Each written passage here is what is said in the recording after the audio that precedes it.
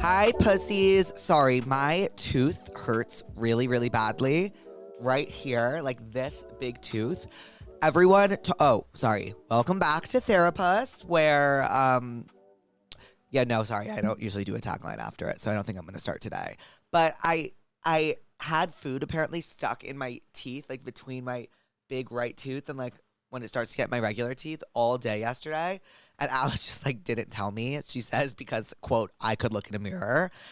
So my teeth hurt really badly today. Like every time cold air touches it, like it hurts, which is a problem for me because I can't like live without cold air. So sorry, that's why the hi pussies, like that's why it was weird at first because of my tooth.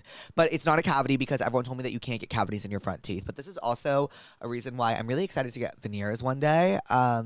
I'll obviously bring everyone along for that journey once I do, but it'll be amazing. Today, for a guest, we have Conan Gray, who just released his latest album, Found Heaven, last week. It is fucking amazing. Please go give it a listen if you haven't already. He is such a joy, such a bright light. He's so creative. He's so talented. And I was so excited to have him in the Therapuss office. And I'm so excited for you guys to hear this episode. I just got back from New York and it is Coachella week. Obviously, I went to the Olivia Rodrigo concert, as most of you saw. I had a great time. Olivia was amazing. A poo, as per usual. She is such a fucking star, so beyond talented. And seeing her was just... Sorry, I have food in the side of my mouth. Such a joy. I was obviously on the Jumbotron. Yes, I was there on a date with that man. He is very nice and he's great. We had a great time. It was a very fun night. So by the time you guys will be watching this episode, I will be getting my spray tan for Coachella, which I really hope goes well. I know everyone might be thinking, in what God's green earth could you look like with this spray tan, but I actually look really good. As always, tell me what's wrong, to passthatpuss.com. Send me your name if you want and your number. I'd be happy to give you a call. I love talking to the pussies. And enjoy tonight's episode. And if you're going to Coachella, I'll see you there. Love you, pussies. Conan Gray, welcome to Therapuss. Thank you so much. Thank you for being here. I'm very excited to be here. I think we have a lot of great advice to give to people. We do. Because we went to college. You did go to, where'd you go, UCLA? I went to UCLA for a grand total of 3 months. Okay. I thought you were about to say 3 years. 30 years. No, I went for 3 months. I signed my deal, like my record deal, the week that I was doing orientation, so I knew that I wasn't gonna stay there, but I worked so damn hard to get into that fucking school. So I was like, I'm just gonna go for as much as I can. UCLA's fucking, for those who don't know, that is a hard school to get into. Yeah, I'm a genius. Yeah, you are. No, because the UCs, like, aren't caring, like, they care about your numbers. They don't give a fuck about who you are. You can't pay your way in. You sadly. cannot. I went to USC. Not that I could have, but for those who don't know. That's another story. Yeah. I did not get into UCLA. Did you like it for those 3 months? I really did. And I felt very like dejected. Like I listened to a lot of Radiohead and was like, yep, guys, I have so many thoughts. And like, so I know all my friends are in international studies. Wait, so how did you you got your start on YouTube? I did. Okay. So I started making YouTube videos like when I was 9. Wow. 9. When did you have your first social media account? Like that I took seriously for like a public consumption? Just in general. I think I had like wow, I think I was 12 and I made an Instagram. Instagram was your first? Yeah. Oh, mine was Facebook. Okay, I wasn't allowed on Facebook. And and I finally was allowed on Facebook, and that's why I'm Jake Shane and not Jake Roshko, because my mom said I wasn't allowed to use my last name. Wow. Yeah. Wait, where'd the Shane come from? It's my middle name. Oh. Classic. I think I'm named after an alcoholic baseball player. Oh, which one? Something Shane. Oh, I'm named after Conan the Barbarian. Are you serious? Yeah, I am. Who's that? So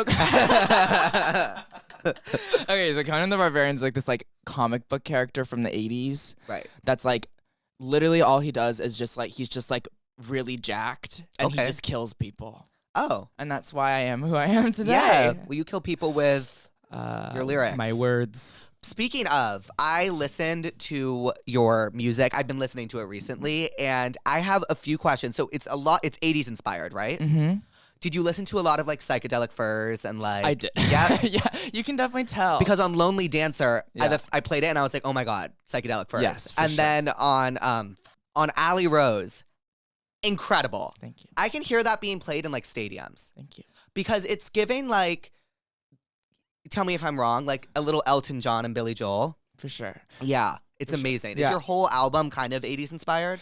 I mean, it's definitely all retro. I think I took like pieces from like 70s, 80s, even like a little 90s just here and there. But I don't know. I just got really bored and unbelievably depressed Yeah. last year when I was making the album, and I needed to mentally transport myself into another era. That way I didn't have to think about the fact that I exist. Yeah, wow. What's your star sign? I'm a Sag. Oh, wow. What are you? Scorpio. Scorpio. I know. Do you know your rising and your moon? Yes, I'm a Cancer moon. Oh my God. That makes so much sense. Does it? Yes. Why? Because you're depressed. Right. Yeah. Right. And then I'm a Leo rising. Wow. Okay, so that's the form you take when you get on stage. Yeah, what are you? Gemini rising, Gemini moon. Oh, Yeah, it's really bad. I try not to tell wow. people. You should kill yourself. I know. It's so bad. I actually don't tell people my rising and my moon. I'm just like, I'm a Scorpio, and we'll leave it at that. Yeah, no. I think you should stand up with that. Yeah, Yeah. maybe not. Or sit down. Or sit down. Yeah. Or sit down. But yeah, no. Did you like watch? Was there any like? So do you obviously listen to a lot of music? I've never made an album yet. I've Not never yet. made one. But do you like? What did you watch? Any movies? Did you? Yeah. I'd me and my friends got like unhealthily, like weirdly obsessed with Dirty Dancing. I've never seen it. You've never seen? No. Oh my God. I know. What's wrong with you? A lot. I'm uncultured. Oh my God. No, Dirty Dancing is like, oh my God, the best of all time. I also grew up in a town. It's called Georgetown. It's like an hour from Austin. And From the South? I'm from the South. Yeehaw. Oh my God. Wait, I thought you were from California. Well, okay, so I was born in this town called Lemon Grove, which is Okay. like basically San Diego. Okay. Because my dad was in the military. Oh wow. And then, yep. And then I did like a bunch of moving around. And then like I did like Arizona, and I did all these weird places. I did Japan for a few years. I'm half Japanese. Oh. And then I went to Texas. How was Japan? How was living in Japan? I mean, I was like 3, so Yeah. I don't really remember. I'm also like the worst Japanese person. I don't speak that much Japanese. I speak the vocabulary of a 3-year-old because that's what I remember. That's what you So I know, remember. like, My friend nada. just went to Japan and she got back and she started crying because she was so depressed to be back. yeah, it's actually unlike anywhere Yeah. else on earth. You Have should go. Have you ever seen the show Girls on HBO? Yes, I just watched it. No, I just you watched didn't. it The entire this thing? year. Okay, I'm like season 4. Oh my God, Conan, you need to get to season 6. Wait, where she goes to Japan? Yes. Oh damn, then I am season 6. No, I'm that's deep season in- 5. Sorry, okay, that's yeah. season 5. Season 6, there's this one episode you will die. I just know your Cancer moon will die over. Okay. It's called Panic in Central Park. Uh-huh. It's like, do you know what like a capsule episode is? No. So it's like an episode where it just focuses on Marty or it Right. just focuses Right. on Hannah. Okay. So the episode Panic in Central Park just focuses on Marnie, and that's all I'll tell you. Okay. It is incredible. I do have trouble with that show though, because Tell me. I watch it like kind of, when I'm like doing things. Yeah. There are times with that show where I'm like, God damn, like, can you just make one person likable? I know. Just for 1 second. Like, give me some faith. I know. Like, I need a little faith. You want to know my toxic trait? What's I yours? love all of them. I mean, I love all of Yeah. them because they're like people. Right, they're They're people. people. They're not like character. They're people. So like they have all these like sides to them. But then sometimes I'm like, Do you see yourself in any of them? I've actually never thought about that. Maybe I'm a little bit of Soch. That is amazing. Who are you? I'm Hannah. Yeah. yeah. I'm Hannah. Yeah. I'm Hannah, and I'm unapologetically Hannah. Yeah. I feel and like you we're put a on. little earbud in your ear and you shoved it in Oh there. my and- God, that scene. that episode. I have OCD, and that scene traumatized me as a kid. I was like, this is some shit I would fucking do. Yeah, I know she does. Yeah, the other one. And then Adam comes and runs and saves her. Oh, Adam. Oh, Poor Adam. But Adam is so messed up. Are you, what part of Oh God, are you there Are yet? you gonna spoil me right now? No, but you need to keep watching. Okay. I Are mean, you he has there? troubles. Has he seen his, not Mimi Rose, but has he seen someone else? He's seen Mimi Rose. He hasn't seen someone else. Ooh. He hasn't. Oh God. You need to watch. I'm scared. You must watch. I hysterically sobbed. Also, the soundtrack of that show is so good. so good. So good. So good. Damn. Okay, well, honestly, I think it's time we intro our first segment. You seem like a really happy person, so I don't know how this is going to go. But is there anything you're therapist about this week or today? Ooh, therapist about. Well, I drove like an hour to get here. Lately, I've had this like, oh God. Lately, I've been, I've had this kind of like new irrational fear of dying on the road. Mhm. I don't know, and maybe I watched too many movies. It's also the first time in my life this is the first time in my life where my life has been good enough for me to be afraid of dying. Oh my God. You know what I mean? That's why you're an artist, okay? Because what? But I like for so long, because I was severely depressed as a child. Me I was too. like suicidal as a child. Oh. Did you ever do this thing? Wait, maybe we can talk about this. Okay, tell me. Can we talk about this? Can we talk about suicide on here? Yes, it's Therapuss. As a kid, I want to see if you've done this too. Okay. As a kid, I would intentionally every single time cross the road without looking in hopes that a car would hit me. I do that today.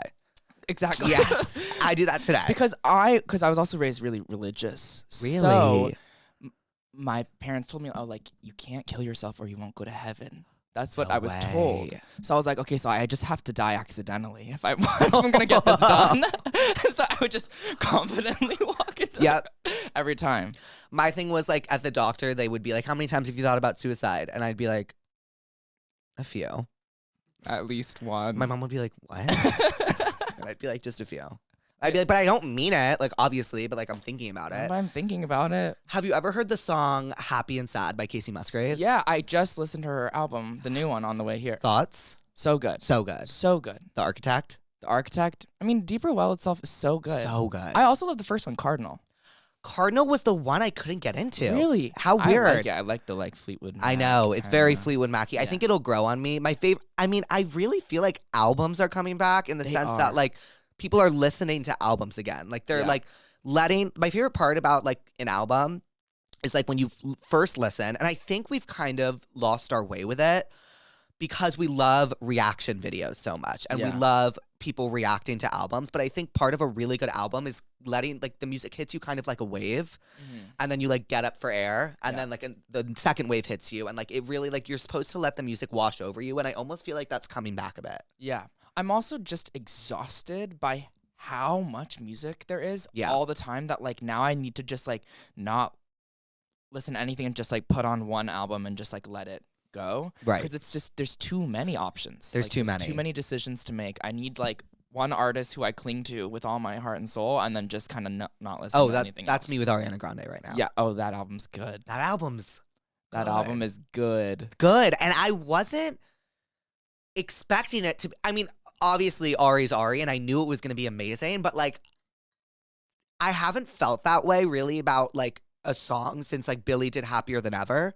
Yeah. I remember like when Billy did Happier Than Ever, I made every single person come to my room because we were on vacation, listen to the song. And that's exactly what I did with We Can't Be Friends. Yeah. Because I was like, this song has changed my life. So good. So good. I mean, I don't know why no one's talking about True Story.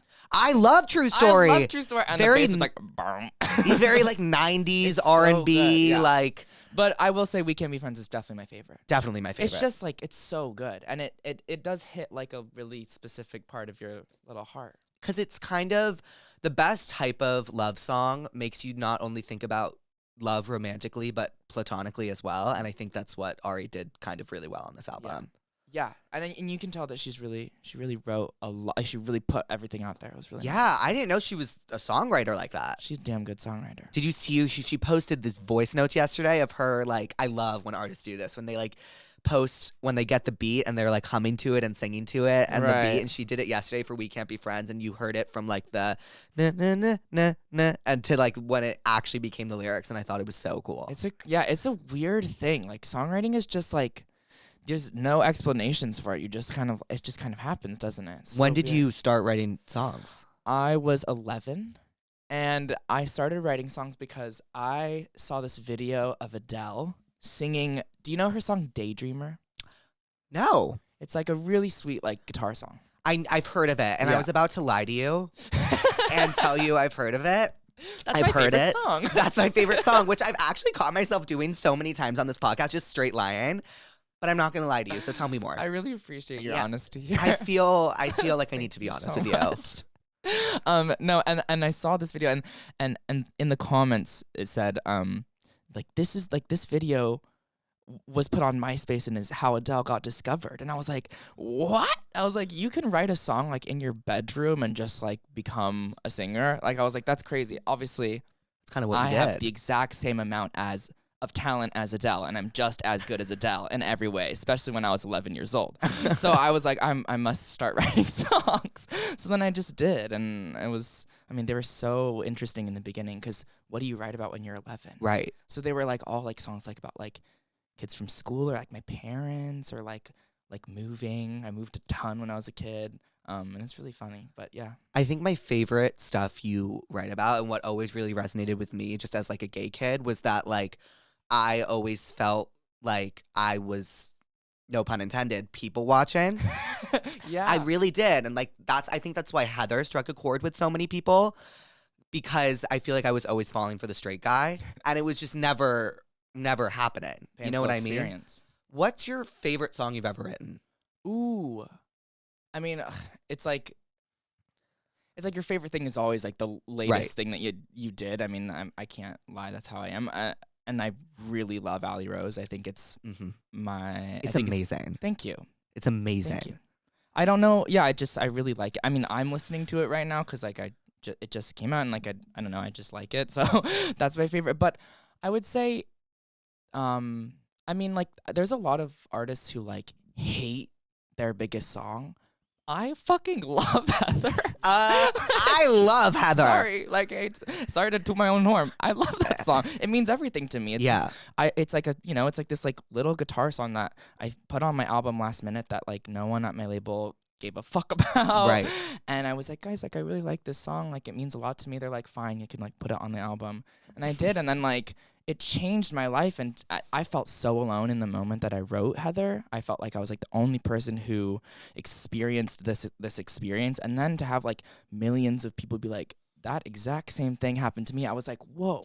I felt for the first time that I was like, I'm not alone, and it just that song means everything to me. I love Heather. I love Heather, and I think that's really. I feel like it really shows the power of songwriting, because the best songwriting to me is writing about the most isolating feelings and then like having everyone in the world relate to said isolating feelings. You know what I mean? Yeah, and it's also like it's hilarious how we all think we're like such individuals. Yeah, we're not. We're not. Like every single like foul, strange thought you've had in your head, literally billions of people have had the exact same thought. Like it's just, I don't know. That's one huge thing that like songwriting has taught me. I'm like, wow, I am not a unique bitch. But you are unique. Thank you. You're unique in how you express your non-unique thoughts. Thank you. And you do it really well. Thank you. And I'm really, really pumped to hear your new album. Thank you. Well, without further ado, should we get into the Tell Me What's Wrongs? Let's do it. Okay, let's do it. Do you know how to do them? I mean, kind of. Okay, do you want me to give you a little recap? Yeah, give me a little recap. Okay, so basically the pussies write in Yes. and they tell us what's wrong, and then we prescribe them a remedy. Prescribe. Correct. So, for example, if someone wrote in and told me that they were lusting over a straight boy who fell in love with a girl, I would prescribe Heather by you. Right. Yes. So that's an example. Does it have to be a song? It can be a song, it can be a anything. movie, it can be a medication. It can be anything. Okay. Sorry. That one hit too close to home. I got a 96. What? The fuck? I got 96 instead of 6. Are you comfortable with this question? I don't want to start with that one. We can start with a different one. We'll start. I have a lot of social anxiety, so I constantly embarrass myself because I'm scared to say the wrong thing or sound stupid. So I barely talk and people think I'm a weirdo. What should I do? Ooh. I can't relate to that. So I'm going to let you take the reins on this because I feel like you're more quiet than I am. I am very quiet. I will say, honestly, I do struggle with this. Not in the sense, I'm not like afraid anymore of like people judging me because they're going to judge you regardless. Mm-hmm. That's just the truth. But I also, I saw this like Instagram picture that was like, of the girl's actress, who's the one that goes to rehab. What's her name again? Jessa. What's My her? queen. What's the actress's name? Jemima Kirk. And it was like this like post that was like I struggle a lot with like anxiety, like whatever. And she wrote, I think you're just thinking about yourself too much. Yeah, she's everything. Have you seen the one where they're like, are you queer? And she goes, fuck it, sure. Fuck it, sure. Like, but I do think like as I get older, you know, now that I'm 500 years old, I do realize like there's just like, yeah, people are going to judge you regardless, and they're going to think whatever they're going to think, and they're also not going to think that much. Like they're just going to do whatever. I would prescribe you a little rejection therapy. Ooh. I think you have to like put yourself out there, get rejected a few times, and find out that it's actually not that bad. Right. Like the worst that someone can say is, fuck you, I fucking hate you, I hope you die. And then you're like, oh God. And then you're like, okay. And then you move on. I totally agree. I don't have trouble being quiet, but I do have trouble with rejection. And I think what I've learned from like putting myself out there is that what you shouldn't do is put yourself out there and then mold yourself based on people's reactions. But that's what I did for like at least 21 years of my life. And so I would recommend staying away from that. And also what I would say is that everyone is thinking about themselves more than they're thinking about you. Absolutely. Which is something I wish I learned way sooner. So that is like the biggest life lesson, isn't Yeah. it? Everyone is thinking about themselves so much that they're not thinking about you. Right. Like it's just, and you yourself are the example of it because you're like, oh God, I Right. think about all these judgments, and everyone else in the room is thinking the same thing. So it's going to be okay. And then like and it's like, and like you might feel like all eyes are on you when you walk into a room, and like sure they might be on you for 5 seconds, but no one's going to continue thinking about you for 5 seconds. You're just walking into a room. You know what I mean? Yeah. So I would prescribe the movie Mean Girls. And let me tell you why. Because Katie Heron also struggles. She's a little awkward. And she molds herself to be what she thinks people want her to be. And she ends up losing all her friends and losing herself in the process. Mhm. And by the end, she finds herself. So watch Mean Girls, take that lesson, and speak up. Speak up. Oh, all my friends' hookup counts are so high. And whenever they talk about it, I get so uncomfortable because mine is significantly lower than all of theirs.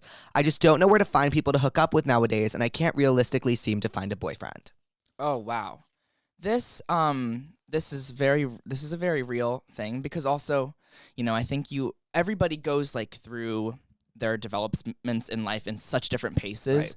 Right. I didn't have my first kiss till I was like 20 years old. Me too. So like, take your time, babe. Yeah, it's fine. Everyone develops in different rates, and like, you know, life is not like this like constant uphill battle. I will also say, I personally, like, I'd much rather just hook up with nobody and kiss nobody than force a bunch of people that I don't fucking like. Right. And so it's not about like the count. It's about like, like what makes you happy. I know. It's so hard in the moment because I've totally been there. And I remember like being so desperate for a first kiss that when I eventually had one, it was so unfulfilling. So unmiraculous. It was so unmiraculous. Like, that was it. So unfulfilling. And I feel like I've tried to make, because I'm such a control freak, make every like milestone and like romantically happen. And like if you do that, it's never going to happen. It's never going to happen. And that's something I've learned a little too late. Yeah, I think the more you try to like force things to happen too, like the harder it gets. You just got to like live your life, like treat yourself with some kindness. Mm-hmm. Everyone moves at different paces, and I just hopefully first kiss is good, but it's not going to be what Mine you was think so it is. bad. Yeah. What was your first kiss? It was from Grindr. And it was in my dorm room at 2 p.m. on a Wednesday. Classic. It was horrible. You What was know, yours? A Wednesday can change a life. Yeah, it changed mine. My first kiss was drunk under a tree. Oh. Yes. I get drunk like once a year. Mm-hmm. Weird things always happen. Yeah. I get drunk more than once a year for sure, but weird things do actually happen when I get drunk. And I've needed to reel it in because I'm on a lot of meds, and that does not work with the other stuff I put in my body. Little cocktail in there. No, does not work. Little Jake Shane cocktail. Ooh. What's your favorite cocktail? I like a gin and tonic. Oh, What about you? I like a Red Bull vodka.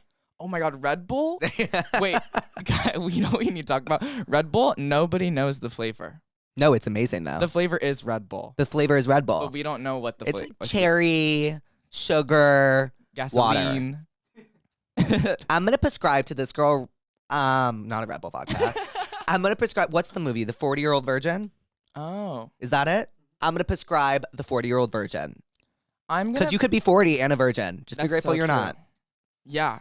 I'm going to prescribe the movie 17. Okay.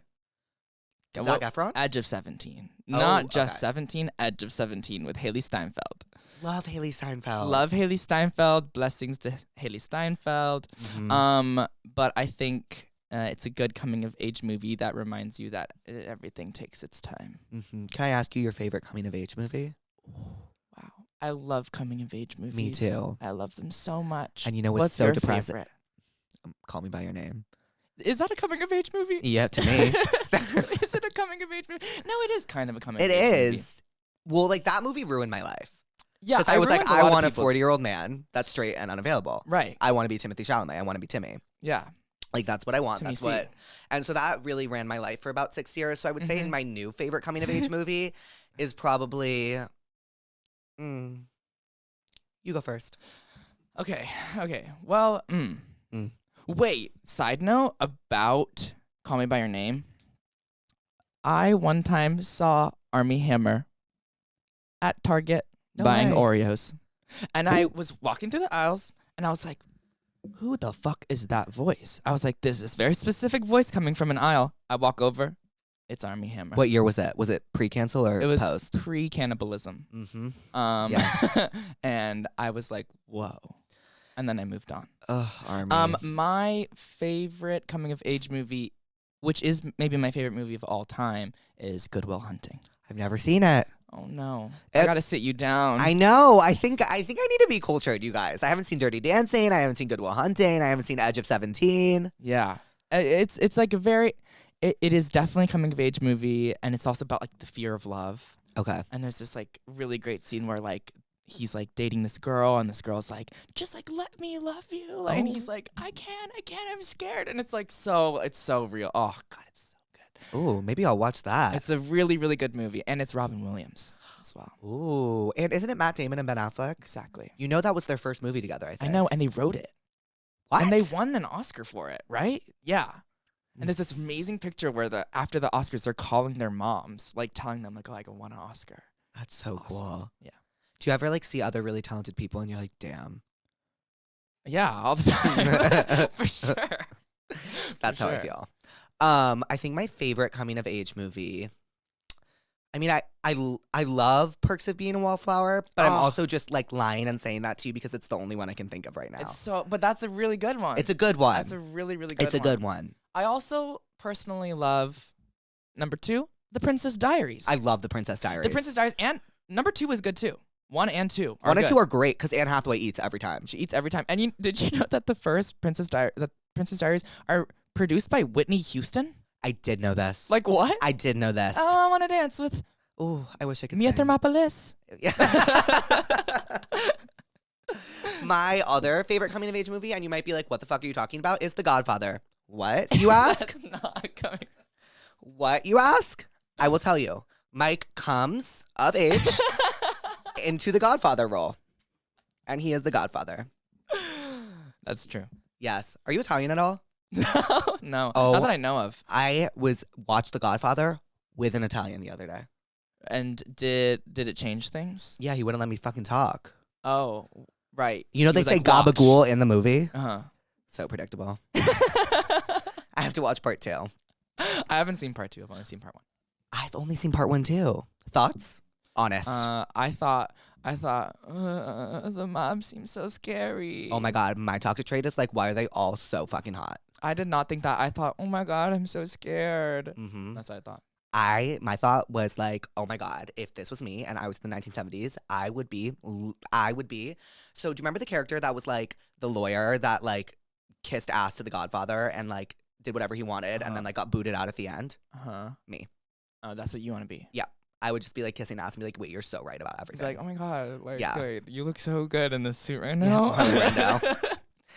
Oh, Godfather. Have you seen Goodfellas? No. Oh my God, that's my other favorite coming of age movie. These aren't coming of age movies. They are. He becomes very into the mob scene and then he becomes addicted to drugs and paranoid. And I'm sorry, I just spoiled the entire Goodfellas movie. Thank you for that. Yep, of course. Anywho, I prescribed to you The Godfather. I don't even remember. Part 1. Was. I also don't remember the first question.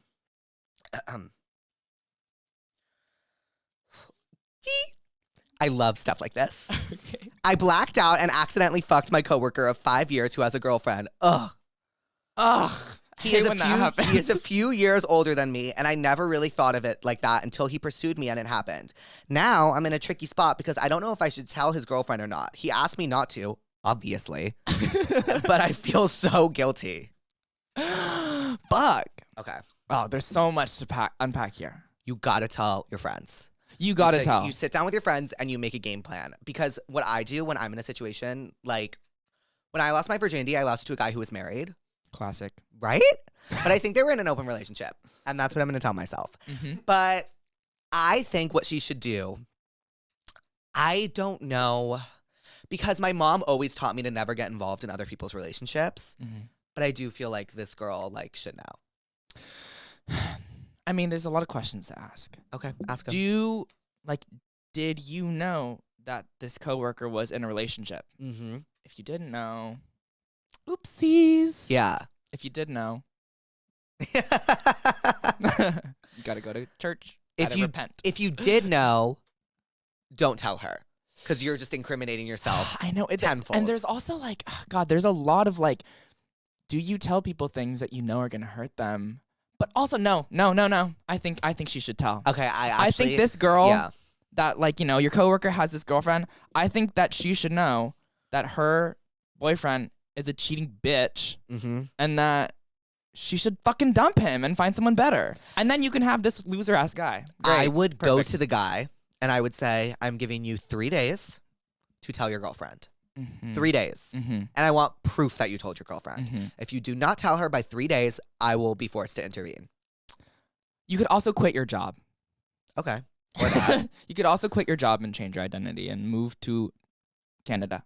And come of age with the mafia. Yes. Yes. You could come of age. Oh my God. So I prescribe The Godfather Part 2 to you. No, I prescribe moving to Canada. I prescribe... Oh my God, I feel like I always prescribe the same shit, but I do prescribe the movie The Other Woman. Have you never seen that? Oh, it's amazing. It's with Cameron Diaz, Kate Upton, Leslie Mann. Classic. It's amazing. And basically they all find out that this guy is like cheating on them. Oh, I think I know the plot of this. Yes, it's amazing. And I think she should watch that. Don't they like join forces? Yes. Yeah. So maybe you and the girl can join voices. Forces. Voices. I like have a speech impediment when I enter this room. It's really I went home with a... Sorry, girl. This is more interesting. I went on a trip with my best friend and she literally left me in a hotel by myself and just used the trip as an excuse to see this guy she was texting. I would be so upset. I would be livid. I would never forgive that friend, personally. Never. You do crazy things when you're in love, but this is unacceptable. The power of friendship is so valuable. I think the power of friendship is really important, and I think that this girl, if you easily forgive her, will not learn her lesson in that she will continuously put other guys over you. Yeah. And that's not fair. Yes, there's nothing I hate more than people who, the second they enter a relationship, Yeah. just fuck off Disappear. the planet. It really I'm bothers like, me to no you end. never liked me. You Ever. just liked Being- having company. Like, you just needed someone to bother you while you're waiting to go find some dude. I never even thought about it that way. So lame. Oh my God, I thought about it like they're going to miss me so much. No. Guess not. Like, you didn't even give a fuck about me. Fuck. So that's fucked up. But it also depends, how long have you guys been friends? Sounds Because like a while. if this is like a siblings thing, then like it's family. And I also like, I will say, like, you know, people make mistakes. If this is like the first time she's done this and she's like learning and she like fucked up, that's okay. People make mistakes. But if this is like the 10th time she's done this, what the fuck? Right. Move on. You know what I prescribe? What? Have you ever seen The White Lotus season 1? Yes. You know the scene where she's like, who are you texting? She's Mm. like, my mom. That's what this is giving. Because Right. she leaves and fucks the hotel worker. Yes. So I prescribed The White Lotus season 1. And Mhm. also maybe having a conversation with your friend and telling her she's a BF, bad friend. Yeah, I prescribe a long text message. Oh, are you a fan of those? Love a long text message. I It hate never works. Really? It never works. It never works. Guys, phone calls are kind of the only way to really get it done, but sometimes it opens the conversation. Right. I prescribe a long text message with a call me. Let's work this out. And then from there a little heart to heart. Mm-hmm. And yeah. Have you ever gotten like a really long text message that you've been like, For sure. Have you? not for a while. It's a good thing. I don't remember the last time I got a long text message like that, and I don't want to. They're scary. When you see it, you're like, huh. No, it's a shot to the heart. Oh my God, I want to throw up. You know what's worse though? What? Can we talk? No. Hi, Jake. That's worse. Jake. Hi, Jake. Hi, Jake. Jake. Hello? What do you need? What the fuck do you need? Tell me right now. And I don't stand for it. Or can I ask you a question? Just fucking ask the question. I will Ask die. the question. Ask the question. No, you know what? I'm not going to talk about this on this podcast because he watches it. So I'll tell you after. Mm-hmm, mm-hmm. But yeah, You have so much inner strength right now. yeah. You have so much restraint. I've been also trying hard not to cut people off because apparently I do that all the time. It's not a good thing. Oh. It's not a good thing. When you're like a younger doll and like when you're in your teens, you think it's like being strong. No, it's not. Yeah, fuck you. And then you get older, you're like, damn, people are just people. Mm-hmm. People are just people, and you are just as flawed as everyone else. Make mistakes. I mean, obviously there's boundaries, Uh-huh. but to a certain extent. Mm-hmm. Are you a December Sag or a November Sag? December. I totally get that Why? because November Sages are like party animals. Oh. If I am basing my research correctly. And do you really do you know what are the characteristics of Sages that you identify with? Oh, I have no clue. I don't Okay. actually know the signs that well. You would love it. I do feel like a Sag though, and I don't know. You radiate winter birthday. I don't know about that. Okay. I don't know those things, but I trust you. Yeah. With you could throw me off a cliff, and I'd be like, okay. Oh, Conan. Thank you.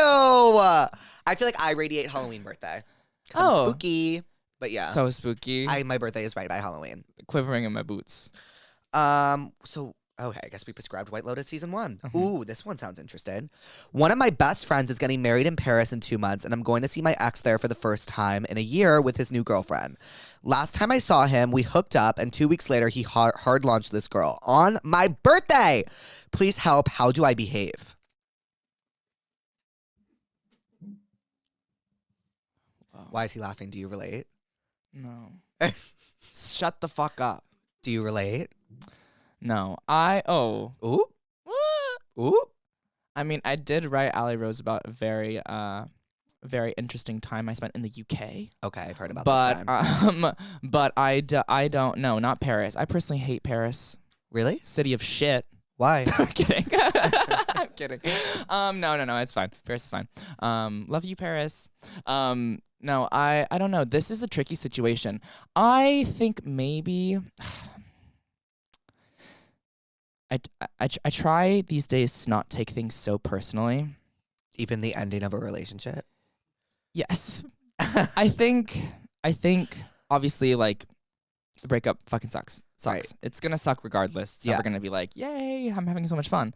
I think that the after events probably had nothing to do with you, in the sense that like probably like this guy who you were dating probably already knew this girl and like was doing some fucked up shit and just was like switch, and that it probably had nothing to do with you as a person and had everything to do with him as a person, and his morals and how he treats people. I think she asked how she should behave, and I think she should behave like he doesn't live in the city.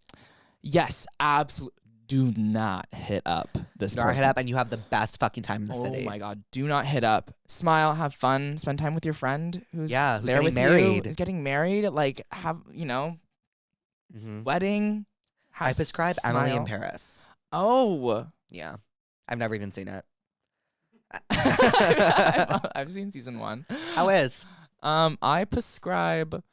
I prescribe One Day on Netflix. Did you watch it? Stop it right now. Come on, that's a good one, right? I have full body chills. That's a good one. I have FBCs. That show changed my life. It's good. That show changed my life. First of all, the soundtrack on that show is also great. Good as fuck. Do you hear that they played These Days by Nico in the first episode? I know. These days. You should cover that song. Okay, I'll think about it. It's great. That's Maybe one we of my could do favorite it songs. together. Oh my God. These days. I stayed up walking. When I walk in. Yep, not the lyrics. Sorry, my bad. That show was amazing. But there's a scene where she's in Paris, and this.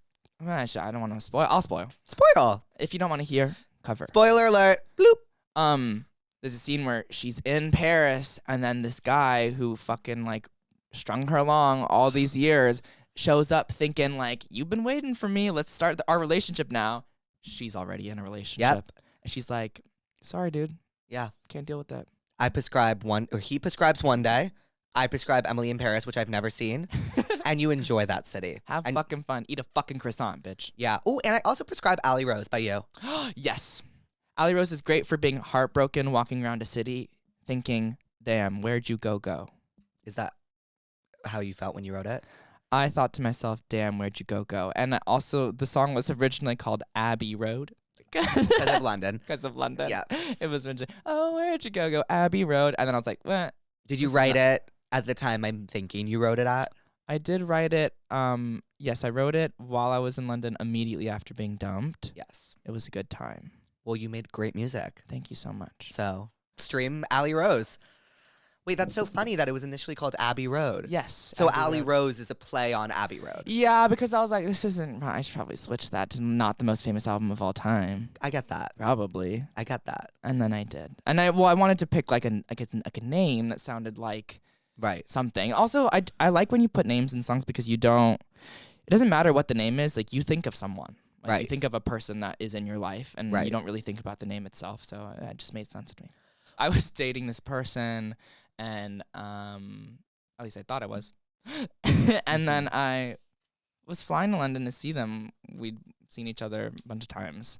And then as I landed, I was dumped over text message.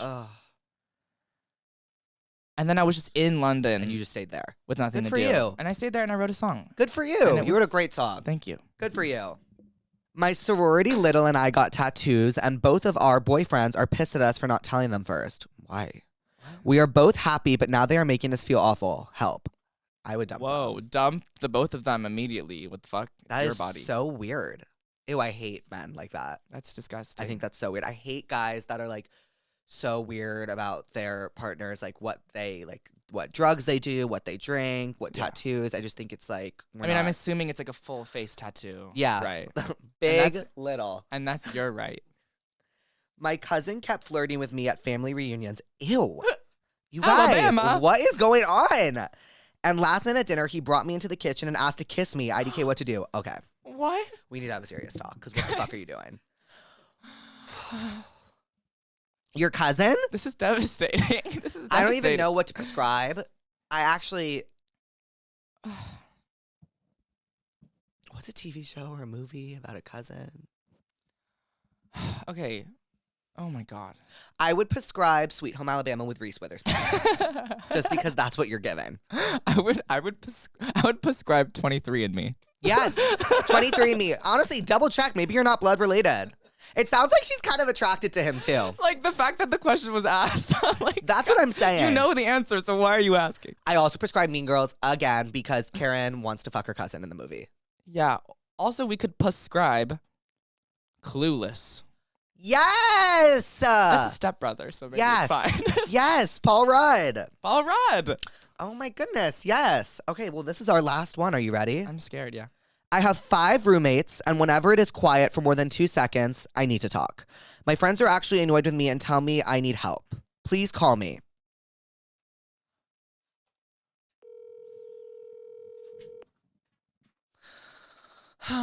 Queen, you didn't answer. You didn't answer. I'll shoot you a text. Hi, it's Jake Shane. Call me back. Love you. Okay, back to the question at hand that I can't give you advice on over the phone. Oh, yay! Hi, girl. Hi. It's Jake Shane. Oh my god. Oh my god. Jake. Oh my god. Oh my god. Oh my god. I literally was like, who is calling me? I'm calling them back. Oh my god. How are you? Oh my gosh. I'm good. How are you? I'm here with Conan Gray. Say hi, Conan. Hi. Oh my gosh. Hi, Conan. What's Did you ever tell me what's wrong? Yes, I did, and I'm here to give you advice. Oh my god. Thank you. Wait, so I have a lot of roommates too, and I also need to talk at all times. And that's just Okay, same. that's just who you are, and you need to accept that. Exactly. Okay. And if they're annoyed with you, that's just because they love you. Exactly. Exactly. I love the episode with you and Kennedy. Really, just like Oh, I will tell her you said that. I listened to it and I was like, oh my god, like that just reminds me of like me and my friends too. Like it was Oh, just so funny. thank you. Wait, what was your name? I didn't even catch your name. My name's Gretchen. Gretchen? Gretchen, that is so fitting that I've called you in this episode. I've prescribed Mean Girls twice. Oh my gosh. Yes. Is your I hair need to so watch it big now. and full of secrets? Of course. Ugh, I love you. Do you want to say hi to the pussies? I love you too. Do you want to say hi to the Oh my pussies? God, hi, pussies. Yes. Gosh, I can't, oh my god. Oh my God, Gretchen. I hope you have the best day ever. Wait, thank you. You too. Oh. You're the best. Love you. Love you. Love her. Love. Love Gretchen. I could hear you talk all day long. Yeah, she's so full of joy and so full of love. Talk to us. Okay, Conan, what did we learn today? I think we learned that The Godfather is a coming-of-age movie. Yes, it is. And we learned that, that's it, actually. Okay. We learned that The Godfather is a coming of age movie. I think we also learned that if you're depressed, just make a song about it. Or walk out into the street. Mm-hmm. Well, Conan, thank you for being here. Thank you for having me. I'm so excited for your new album. Thank you. And your upcoming tour. Yes. It is going to be amazing. I will be there. Thank you. Conan, I love you. I love Thank you. Thank you. Wait, say bye to the pussies. Bye, pussies. I love you. Hi, pussies. Put your tents up. Put your tents up. Tents up. Smart cookie. A professor. Solving your problems with Hello, pussies, and happy 2025. Oh my God. I cannot believe it's 2025. I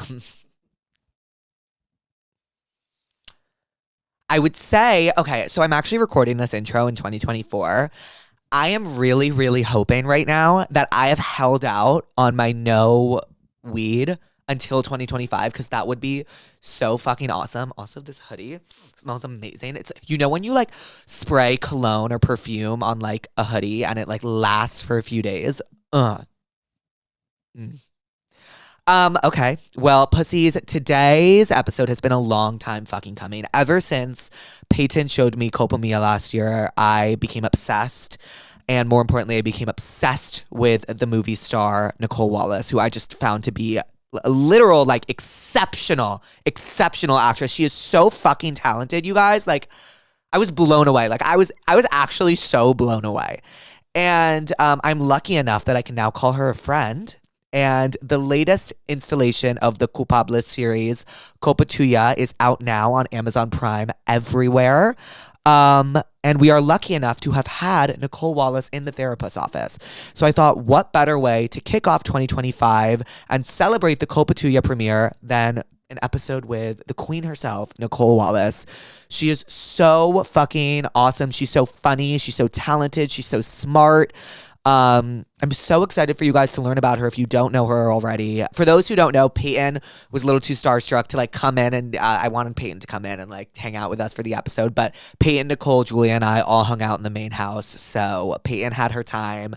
Peyton asked all the questions she needed to. And yeah, Nicole, if you're watching this, I love you so much. I'm so proud of you. Culpa Tuya is fantastic. If you have not seen it yet, I hope you pussies watch it immediately after this or before this. I don't care. It's incredible. And Nicole, you're incredible. And yeah, happy New Year, pussies. Enjoy the episode. Hi, pussies. Welcome back to Therapuss. Today, we have a really, really full circle moment. If you remember from season 1, Peyton's favorite movie ever, Culpa Mia, I became obsessed with it. We all became obsessed with it. Well, the sequel is now coming out, Culpa Tuya, and we have the star of the movie here, Nicole Wallace. Hi! Hey! Oh my God, I'm freaking out. I'm so happy to be here, guys. I'm so excited. We just had a little thing inside where Peyton screamed at the top of her lungs and Basically. jumped up and down and hugged her. I'm so happy. I'm so happy I got to see them because I was like, you're amazing, but I didn't really want to meet them. No, because Peyton is part of the press tour for Culpa Tuya. I think so. She's told every single person, and I got the advanced screening link to watch it before this, and so I watched it without Peyton, and now tonight we are going to watch it again with Peyton, and it was just okay. It was incredible. Tell me everything. Before we get into everything, should we tell the pussies in the audience what the Culpables series is about? Okay, let's try. I don't know how to even explain this. So it's about this girl that her life completely changes. She goes into this new life with a new stepfather that is rich As fuck. and meets her new stepbrother and randomly falls in love in between a lot of like car races and fights and a lot of drama and stuff. And yeah, and the second one just comes out now, and it's just a little a year after, and they're together, so it's a different kind of, because the first one is kind of like enemies to lovers, Right. and now it's more just lovers to whatever Whatever the hell fuck. Yeah. goes. So, okay, a few questions. Yes. So we were talking about this before, but so it's a trilogy, right? Yeah. So we have Culpa Mia, Culpa Tuya, and Culpa Nuestra. Okay. Perfect. Period. Duolingo. I know, literally. So you filmed Culpa Tuya and Culpa Nuestra together. Yes. Okay. Like back to back, or was it like, how did that work? It was like mixed in. So some days we have like 2 scenes of one, and then No way. Yeah, so it was all together. Oh, wow. And what was the reasoning behind that? Just because it's cheaper, Oh, okay. basically. And I mean, it's better for me as well because I just get to do them and kind of like be able to go on with my life. It was very confusing though, because it's like very different movies. Like the second one is kind of more similar than the first one, but the third one is completely different. Oh, okay. So it was better because if it was to be like similar, then I would have gone completely crazy. Right, because you'd be filming 2 movies that are like the same. And I would not remember a thing. But yeah, it was fun. The shit that goes down in these movies, you have no idea. You have no Crazy. idea. I know. Well, okay. I have so many questions. I'm so sorry. And it's funny because Nicole and I like hang out. We go to Pilates together. We go to Pilates and we die together. But we never. I finally saw Culpa Tuya, so now I'm like, I have all my questions. Yes. Okay. So what was I gonna say? I'm just so excited. The car racing scenes. Mm-hmm. The car racing scenes. How are those filmed? Like, obviously, when you're doing it, because in the movie, Noah, who Nicole plays, She's a bad bitch. She's a bad bitch. She's a bad bitch, and she also races. So how do you film those racing scenes? So the first one was a little different than the second and third. Okay. The other ones. The first one we did like do this thing where you have your car and it's like basically like tagged along to another car, and the other car is the one that drives. And you just tag along like you're a little like. Is it fast? It's very fast. It's like actually the same thing. You're legitimately racing. Yeah, it's like the same thing, but you just don't have to like really do anything because it's just tagging along with the car in front of you. So that's what we did in the first one, and obviously there's a lot of like green screen for like the close-ups. Right. But for the second and third, we did not do that just because it's a lot. Like it can get really messy. Yeah. So we just did a lot of green screen, and then they have like specialist people that do amazing stunts and stuff, and I just watch from a corner. What was your, I guess you filmed the second and the third together, but in your eyes, which one is your favorite?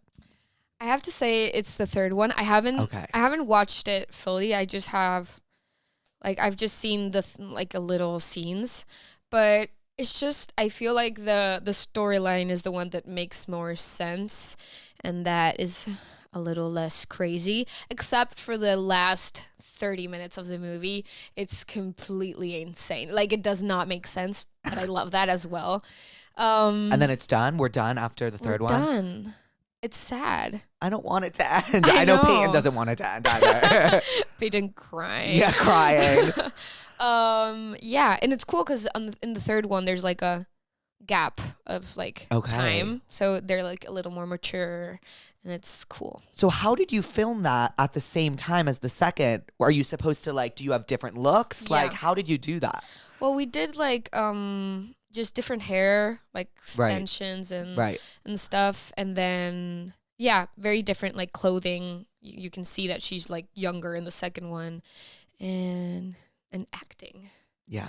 Well, That's why they pay me. Speaking of acting, you are, I cannot even emphasize this enough, exceptional. Like, exceptional. No, seriously. Like, there are some people who are just really born for it, and I really feel that way about you. Like, your mannerisms, the way you portray emotion without, like, saying anything. Like, you are so gifted. Thank you so much. So, of course, you deserve it. How long have you been acting for? When did you start?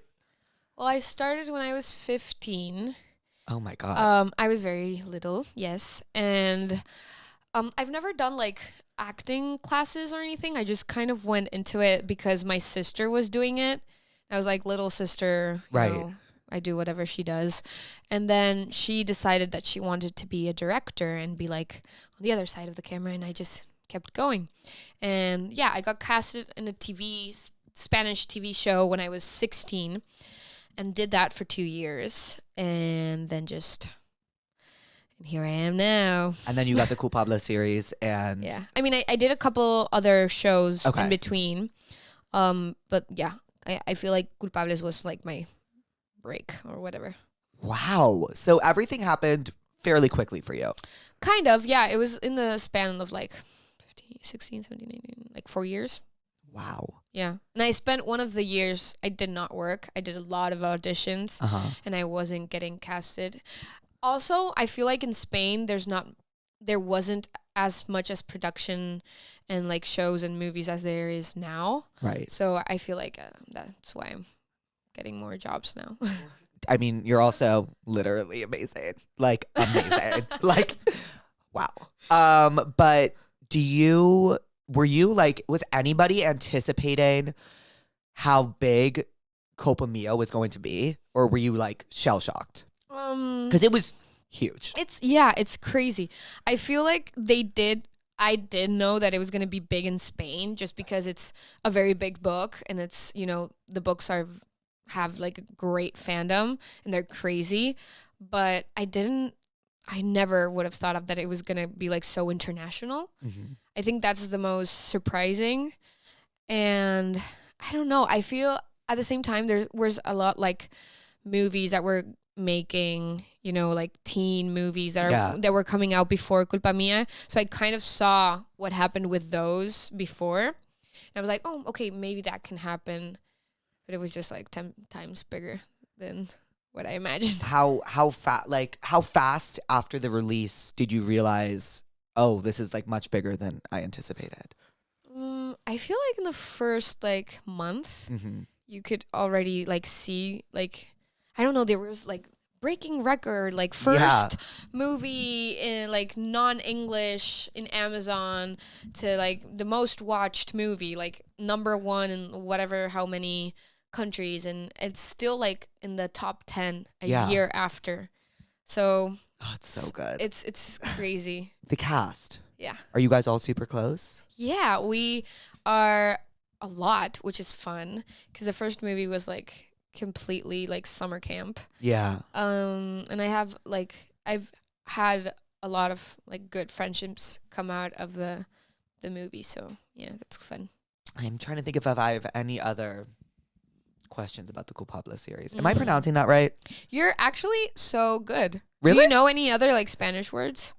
Like I took Spanish in high school and college, but do you remember anything? Like, come on, like you can try. Like I know how to judge. conjugate. We listen and we don't Judge. Okay. Maybe say a sentence to me and I'll like see if I can translate it. Jake, te amo, tu podcast es increíble y me encantaría ser amigos para siempre. Okay. I love your podcast. It's incredible. Uh-huh. Isn't Siempre Always? Yeah. I always listen to it with my friends. No. But it was close. What was it? I said, and I hope we're friends forever. We are friends forever. Oh my God. Okay, wait. And we also, speaking of friends forever, well, we have a few more things in common other than loving these movies. And well, you're in the movies, so of course you love them. But Ariana Grande. Oh, freaking. Is that... Have you seen Wicked? Yes, have you? Did you cry your eyes out? Okay, so I haven't cried in like years. Because No! I'm on meds and I can't cry. I feel I've been the same. Okay, you're on meds too? Meds. Well, I loved your album, by the way. No way, you listened to Puss in Boots? Of course. What was your favorite song? I mean the what's it called? The meds one. Pharmacist. Pharmacist is the best. I listen to it when I'm taking my vitamins every morning. Yes. It's a vibe. Thank you so much. But so how long have you been an Ari fan for? I don't know, since I could like breathe. Yeah. Yeah, I went to her Dangerous Woman tour. That was my first concert ever. Really? And it was right after the Barcelona it was in Barcelona and it was right after the Manchester thing happened. Yeah, of course. So it was like a very big moment because I was like, oh my gosh, everyone was a little scared. Right. But it was like a very big, thing. And I love her to death. She's she is like one of the strongest people. I feel like she's been through it all and like really just continues to make art. What's your favorite song on the new album? We Can't Be Friends. Of course. I know it's basic. No, but it's the best song that has ever been written. It's like it's my song of the year. Like it really is. So what's your favorite? I mean, obviously We Can't Be Friends, but the acoustic version. Oh, I love the acoustic version. So that one, but as well, I think I Don't Want to Break Up Again is like so underrated. So underrated, and I didn't get it at first. I really didn't get it at first, but I love Eternal Sunshine so much because every song somehow grew on me. Yeah. Especially Supernatural. Yes. I love Supernatural. Yes. And it's so good. But the one that didn't need to grow on me and that I loved. Supernatural. Hit it. The one that didn't need to grow on me besides We Can't Be Friends was Imperfect for You. That one fucks. I think about my best friend when I listen to it. You do? Mm-hmm. What? Sad. No, that's not sad at all. No, it's the best. Girl, you know I've never had a boyfriend, so I have no one to think about but my friends. I get it. And how long have you and your best friend been friends for? For like, I'd say 6 years. Okay. I think I'm about my guy best friend, which is the best. Yeah. Okay, and how'd you guys meet? It's like not school, but he was like, my school was in his neighborhood. So you're 22 now, Yes. and you started acting when you were 15. Mm-hmm. You grew up in Madrid. Mm-hmm. And when does high school end? At what age? 18. 18. So did you finish high school? Yes. Okay. I finished high school. I did my last year of high school like online. Okay. I mean, it was also the pandemic, so Right. I'd had to do Yeah. it online either way. But I was filming, so I really couldn't do a lot of high school. My what's like senior year? What's like, no, freshman, sophomore year? Mhm. I also did like, I went to school, but I wasn't really in school because I was filming all the time. Uh-huh. So yeah, kids didn't really like that. Wait, kids didn't like that? No. What do you mean? Were they jealous? I don't know. They did. I wouldn't say they bullied me because I would never like say they bullied me, but there was this thing of like, oh, she's never in school and the teachers let her like not be in school and we're gonna be mean to her about it. Why wouldn't you say it was bullying? Because I didn't really feel like I didn't really care. I've never felt like I don't know. I never cared. Like they were stupid, so I wouldn't want to be friends with them. Either way. And they were just mean. Well, that I can tell you. I mean, at 15, I don't know if you knew it, but I can tell you that that's literal just insecurity. Yeah. Projecting 100%. all up on you. Yeah, so I kind of felt bad for them. And then I started college when I finished. But I did also college online and I'm still in it. Oh, really? I mean, I wouldn't say I'm in it. Right. Because I think that's like too much. But I do want to like keep on doing it. I'm Yeah. a psychology major. Oh, wow. Yeah. You know who needs a lot of psychological help? Therapuss. Here I am. You know who needs a lot of psychological help is every single character in these movies. I know. Because It's crazy. It's the actual premise is like so fucked up. fucked up because I'm watching the second one and I'm like thinking, I'm like, how is not everyone talking about how the entire family is together? No. But like, I guess technically We're not family. Yeah. Yeah. And your mom kind of sucks in the movie. My mom sucks bad in the Yeah. movie. She's, no, it's very bad. That's why I'm actually glad that she kind of like gets to like go to college and have like a new kind of little life and mature and you know, grow from that.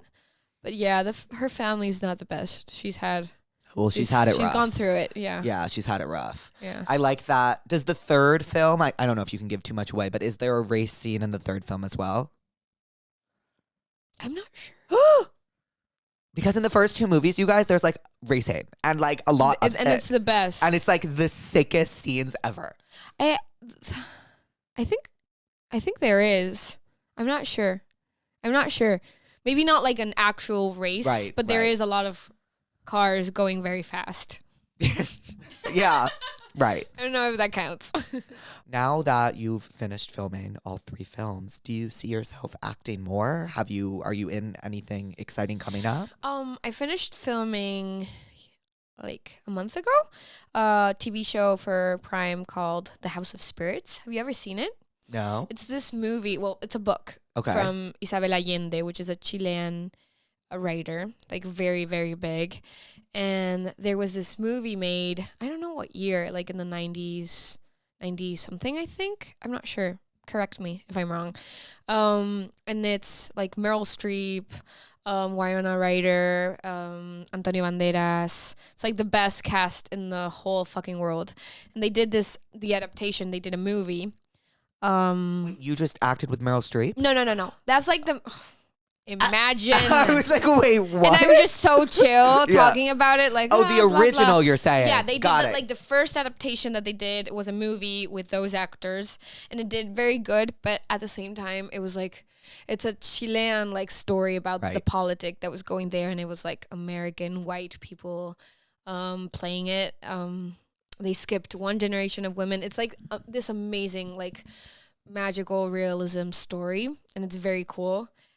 And now they're doing a series about it, like with a lot of more detail, like in the book. So that's what I just filmed. I'm playing Meryl Streep's character. Wow. Which is a crazy in the brain. And how was filming that? That was amazing. I had the best time. I was in Chile for like 4 months, which was a lot. And I did miss a lot, like my friends, and I was a little homesick, but I had the best time, and it's gonna be amazing. When you work on sets like that, are you alone? Who are you with? I'm normally alone. Yeah. Wow. Yeah. I You spend don't a have lot like a of time friend, alone. a mom. Yeah. Yeah. No, I feel like now that I'm traveling a lot with this like press tour and everything that I'm doing, I do feel like maybe I should get a friend to tag along. But I am very independent, and I do like my alone time, so it doesn't really matter yet. Until I go crazy. No, I wish I could have your attitude. Like, don't care if people are being mean to you. Don't care if you're alone. I'm an just Aries. picked up acting one day. I'm an Aries. You're an Aries. I was gonna ask, what are you? You're an Aries. I'm an Aries. Okay, so you're fiery. Yes. Do you know I'm a Sagittarius rising. what's your moon? Cancer. Interesting. Okay, so you know how to Yeah. feel emotions. Yeah, I'm very emotional, very, very like intuitive, very, yeah. I feel like it's the psychology part of me. Like, I love being the psychologist of the group and being the maternal group, mom person. But yes, I'm at the same time the friend that's going to tell you, like, you are being stupid. Yes. And I love you, but stop. And like you're gonna be blunt. Yes. Wow. And you're also Sagittarius rising, so you know how to party. Yeah. Let's go. Yeah. Oh my Where god. are you? I am a Scorpio sun. Oh. It only gets worse. Gemini rising. Oh, okay. Gemini moon. Oh, Jesus Christ. Like, it's bad. It's Okay. actually really bad. Okay. But That's a lot. I'm sorry. it's okay. I think it works for me. I mean, you're here. You're Right. successful as fuck. So I don't know. Bitch, you too. You too. Oh my god. Oh my God. Do you remember? Okay, wait. I need to tell this. Like months ago, I texted you and I was like, I just had a dream about you. Yes. And you know what? It's so weird. So many people always tell me I've infiltrated their dreams. What was Really? the dream about again? I can't remember. I sent you an audio about it. I can't remember what I dreamt about. I want to say that I have it saved. I sometimes forget to save voice memos. I forget always. I literally. I'm the worst. And I'm like, who is this person talking about? Like, what are they talking about? And it's because I said, I have the voice memo. oh my goodness, please play it. Hi, I know this is very random, but you were in my dream last night. It was a very weird dream. I was dreaming with horses and people riding horses because I saw this video of That this happens a girl. lot. I don't know if you ever seen the people that dance on top of Horses? I've running. never seen that. This is And so I random. saw that before going to sleep, and then I dreamt that you did that. So good, and you're so proud of yourself. Oh. That is so funny. Well, maybe I didn't dream it, but I just thought it was funny, and I should tell you. Oh, that is so funny. I forgot that that's what the dream was about. People That is- dance on top of horses? Why? Yeah, have you never seen it? Like they like go on top and they do like and they go down and I don't know, that's such a random dream to have. But I do dream with horses a lot. You do? What do you think that means? I love horses and I'm Do you ride horses? yes. Okay. How long have you been riding horses for? I did it when I was very young and then I stopped and then I did it now. I've been like for a year doing it. Okay. You do a lot of things. Too You're many. in college? Too Is many. this- I'm not in college. We can't say that I'm in college because I have not been in college for like a year and a half. Okay, but So you went. I went and I want to go again. I'm like, this is like my Oh yes, that's my Patrick. security blanket. That's Patrick, and this is Passandra. Passandra. I Yeah. love you, Passandra. Yeah, Passandra's the greatest. Patrick's Do awesome they too. kiss? No, they're brother and sister, Oh, but you fuck. know, as we know, Sorry. as we know, I mean, I guess they're stepbrothers and sisters, so Then maybe they could. Nick and you Noah. like her. Okay, Uh, we'll talk about it later. yeah, you guys will chit chat. I'll give her tips. When Jenna is upset with Lion, sorry, this is a spoiler alert for No, it's those fine. who haven't seen it yet. When Jenna is upset with Lion for racing. I didn't really understand that part because Lion, to me, was just trying to get the money to save his garage. So why was Jenna upset? Did I miss something? I think it's like she gets mad because, she's always like, she could have given him the money. But his pride wouldn't let that happen. Yeah, so it's like a very manly thing to Right. do. Like, oh, if it was his friend, maybe he would have taken the money. But since it's like his girlfriend, he won't. Right. So I think it's more of a like, don't be stupid and get yourself into trouble and sell cocaine Right. for money when I can lend it to you and you can work and then give it to me when you can. So I think it's more of I think it's a very common thing in like relationships Yeah. with men. Yeah, because men. Don't do it. Bad. Yeah. Oh, men are just. Hard. I asked somebody on a date the other day and they said, sure. I saw it on your stories. Sure. Sure. What does fucking sure mean? It means like maybe. It means like if I Why guess. not? The guy was from London, so like maybe like that's just how they were speaking or. I mean, London, yeah, English boys can be very. How are the men in Madrid? I wouldn't say ugly, but I feel like if you're from like the States and you go to Madrid, you think they're cute just because they're different. Right. But I don't know. I feel like they're much more real than in. I think Here. everybody is much more real than in America. Yeah. Yeah, I'm sorry. It's true. Yeah. I don't know. But at the same time, they're very like, I feel like maybe in America, there's this like, maybe it's an LA thing, not an America thing, but there's a lot more guys with like a lot of like ambition and they want to do stuff, maybe like for the best or the worst. Right. But in Spain, there's a lot of like just people that don't really, want things in life. Right. But someone could argue that that's just because they're happy as is. Maybe. I mean, the quality of life is. Words out of my mouth.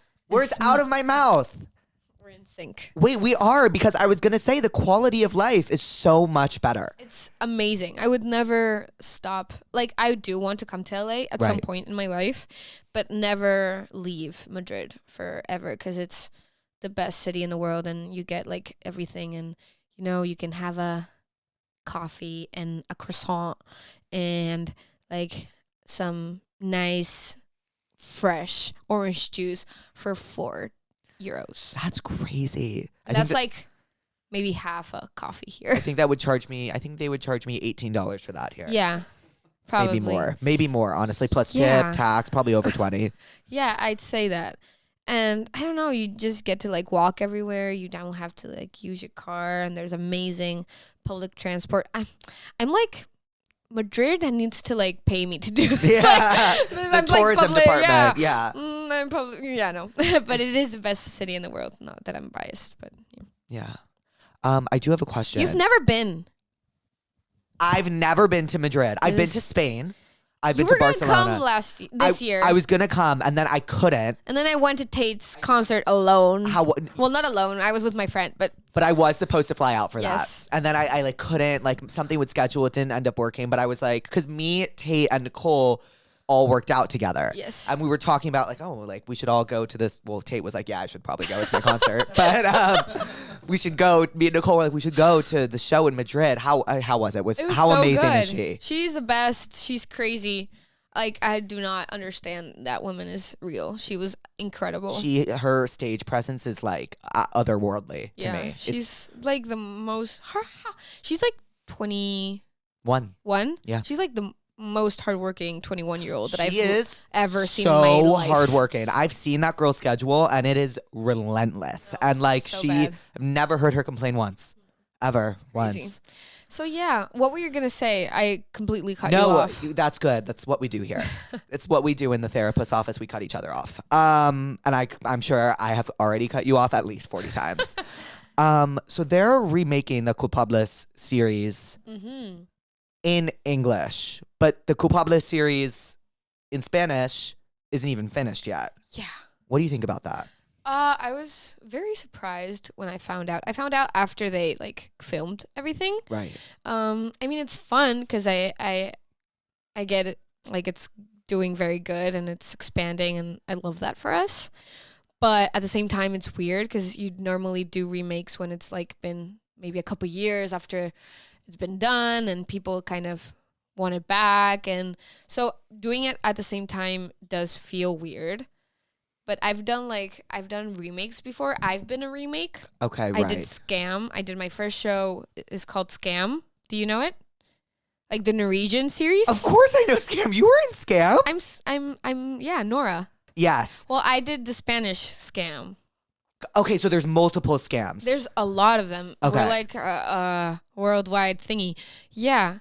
Actually, one of my best friends, her name's Kennedy. She's coming now to see me, and she's the same character as me, but in the American version. How cool is that? Yeah, so there's like Italy, like France, Netherlands, we're everywhere. So I've been that, and I love that I'm like the OG. Right. And I get to like see that happen. But at the same time, it's kind of weird. I'm very excited to see it. I'm very intrigued. Right.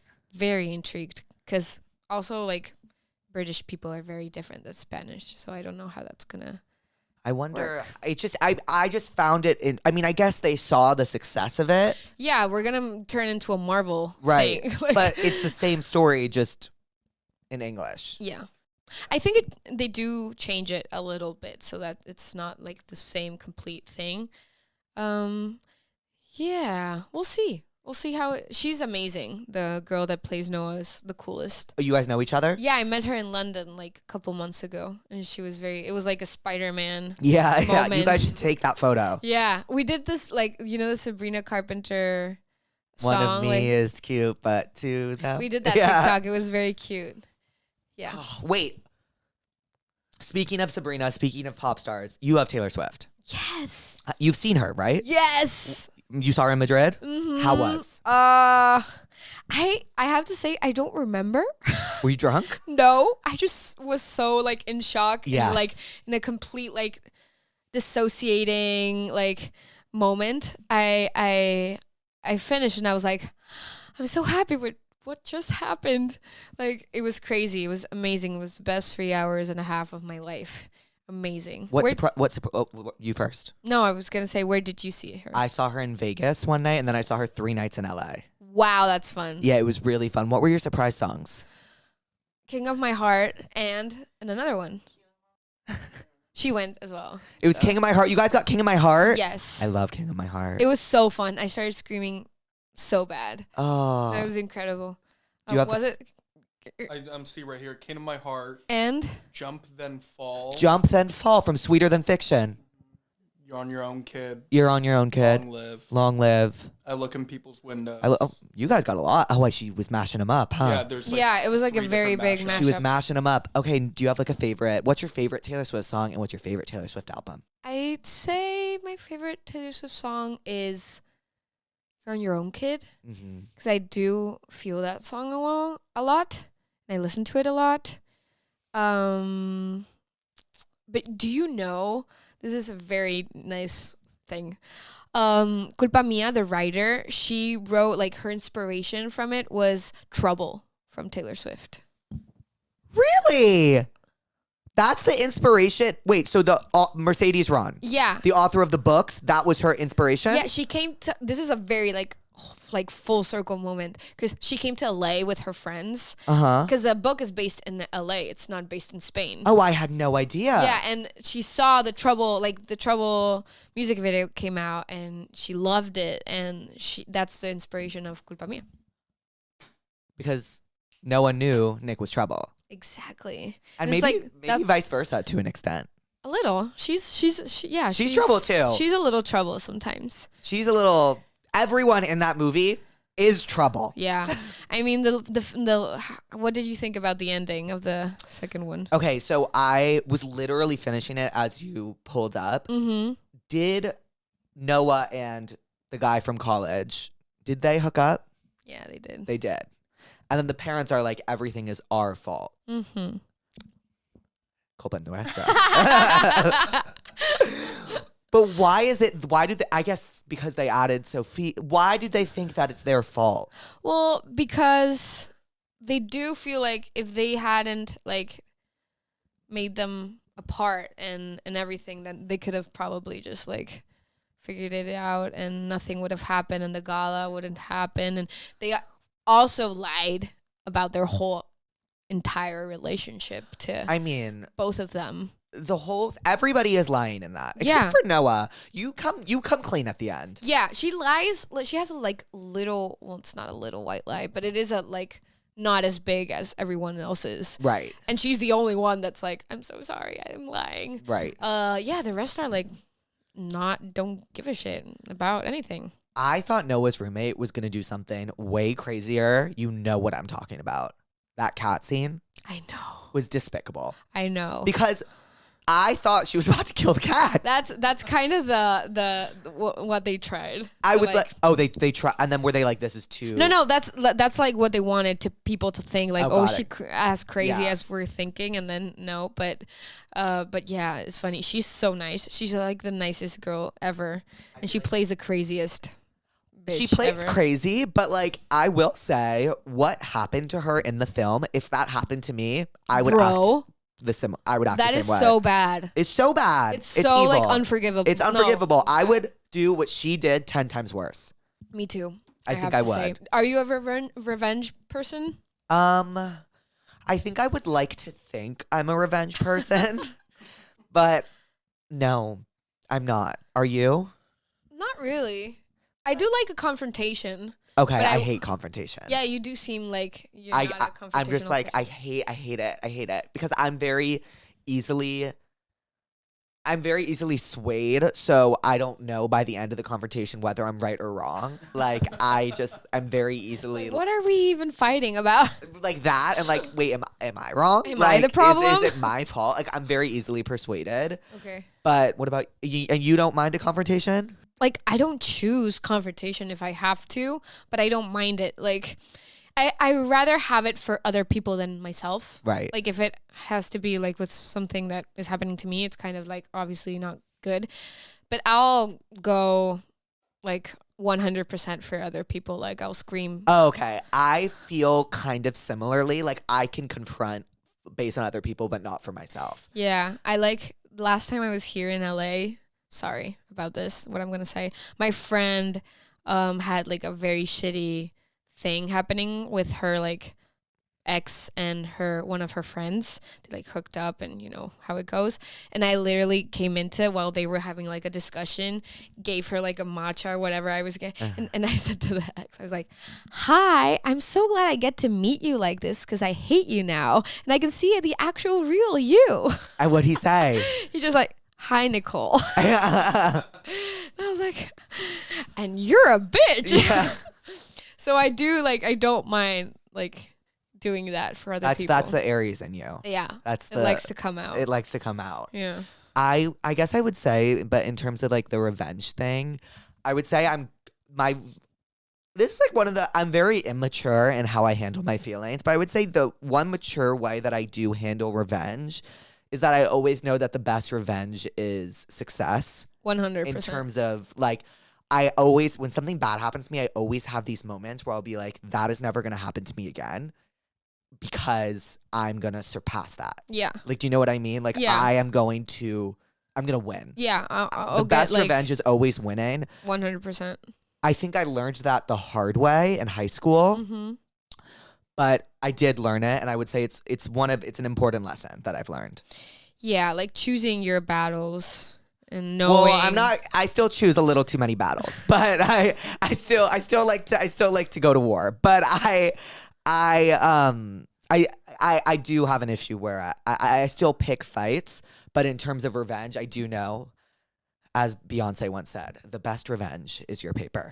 Thank you, Beyonce. Thank you, always. Beyonce. Have you seen her live? No. You gotta see her live. Ugh, it's so hard to get tickets. I and know. to, like, Were you a Renaissance fan? I wouldn't say I'm number one. I Yeah. have listened to it, but I don't know like every song and everything. But I do just love her as like Yeah, she's the Star. greatest. She's the greatest. yeah, she's the greatest. So when you were filming Culpa Mia, Mhm. and then it obviously blew up, and then you had to film the next two. Mhm. The dynamics on set, was anything affected by the success and the fame of it all? Oh, good question. I don't think so. I think we were all very like excited to go back and do it. I do feel like there was maybe like a little more pressure Right. to like do a good job, and knowing that so many people were like expecting it. Maybe that made like a little hard for maybe like even not even us, but maybe more like the director and the people that were like more in charge than us. That pressure maybe did make it harder.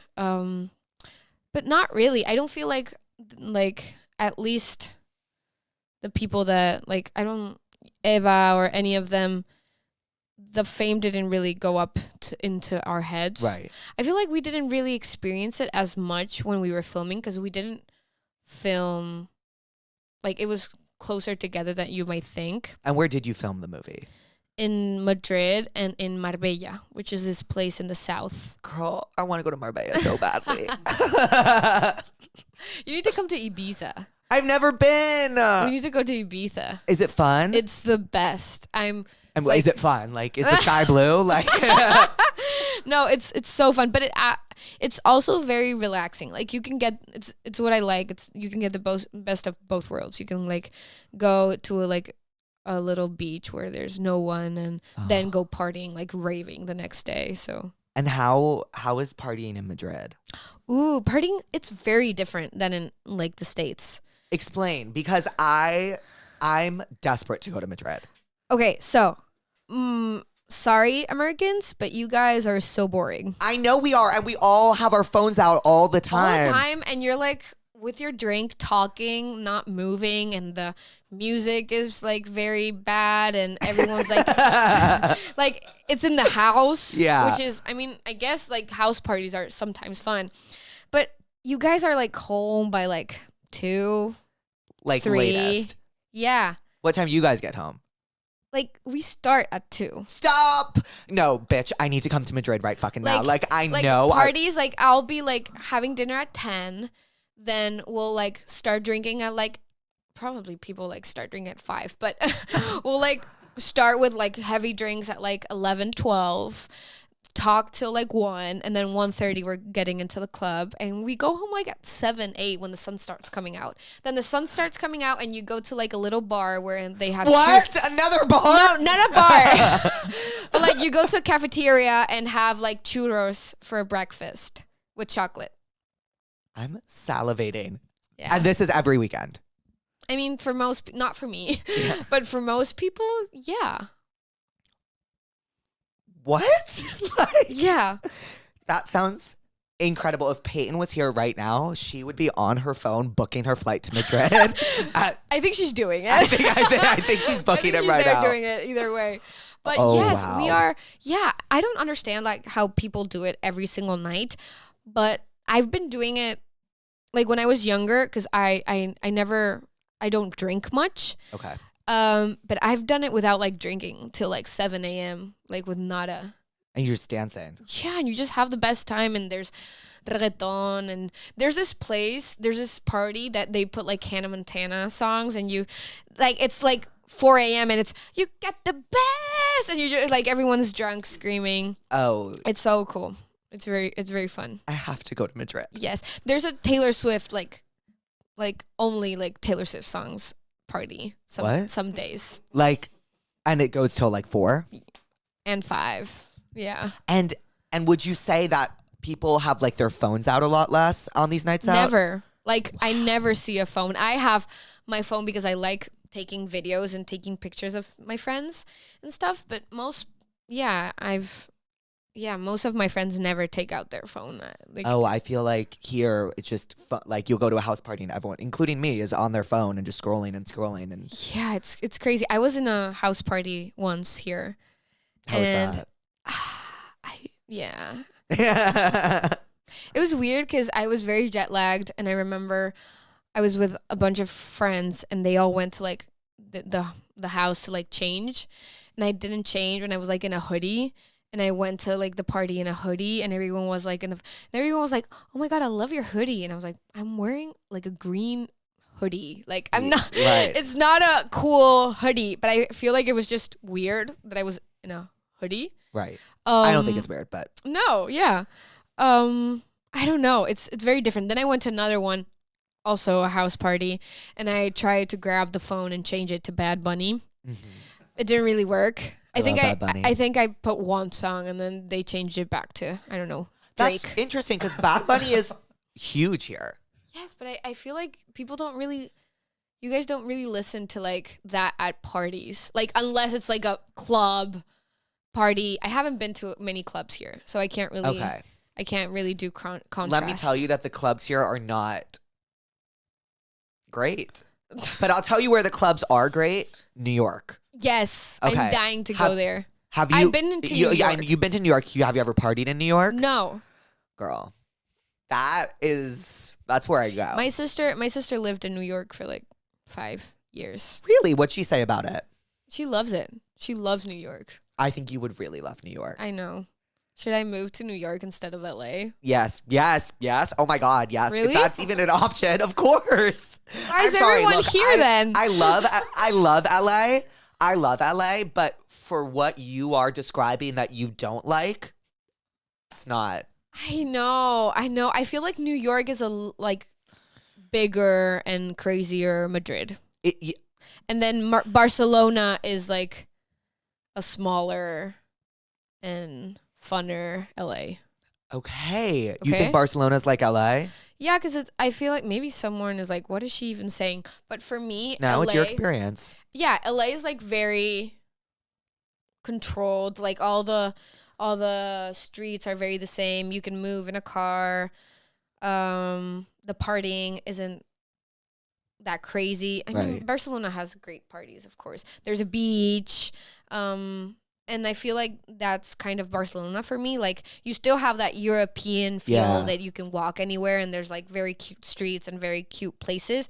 But it is, I feel like, more structured than Madrid. Madrid is very like old, so it has like a lot of More crazy- history. Yeah, it's very crazy, and I do like the people more in Madrid than Barcelona. Oh, so Sorry. Okay, I love no. I'm It's gonna get so much hate from Barcelona now. It's okay. It's your experience. That is your experience, and you are Exactly. entitled to that. Exactly. And I think that's so fascinating that Barcelona's LA, Madrid's New York. Yeah, for me, yes. Okay. Wow. I've only been to Barcelona, and then Barcelona's like too slow for me. Like it's too like chill for me. Okay, yeah. I feel Madrid is New not- York is like New York's a little too fast sometimes. Yes. I did not know Madrid was so fast paced like that. It's not as New York, but it is like a little like it is the capital of Spain. So Right. like everyone's Right. there. I don't know There's why a- I didn't think that. Yeah. So there's a lot there's a lot more things happening, and it's not like a like beachy place to like vacation in. It's more of a City. I go to party and see museums and like, you know, New York. What do you do in New York if Right. you're visiting Party. and go to museums? Yeah. So yeah, that's kind of my take on. I think that's a fascinating take. Are you having fun, by the way? I'm having so much fun. Okay, good. Yeah, I'm on my period, and this is like the most comfortable Okay, good. cushions. Amazing. Do you want okay. Yeah. You love you, don't you? That's your new song. Literally. Literally. You love Madrid. You don't want to leave. Mm-hmm. If an acting opportunity arose in the States, would you take it? Yeah, of course. That's kind of what I'm my direction is trying to go. It is hard, and I do feel like there's a lot of like cinema and a lot of projects in Spain that are amazing, that are getting more recognition now. So I do feel like my work there, I don't want to leave it. I don't want to do like she becomes a like Hollywood actress and forgets like where she comes from. But I mean I am half American, so I do feel very like home when I'm here.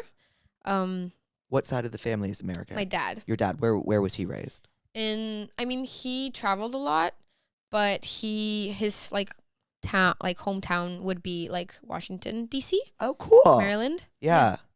Yeah. My grandparents and my whole family lives in Colorado now. Oh, wow. Yeah. Okay, and how did your mom and your dad meet?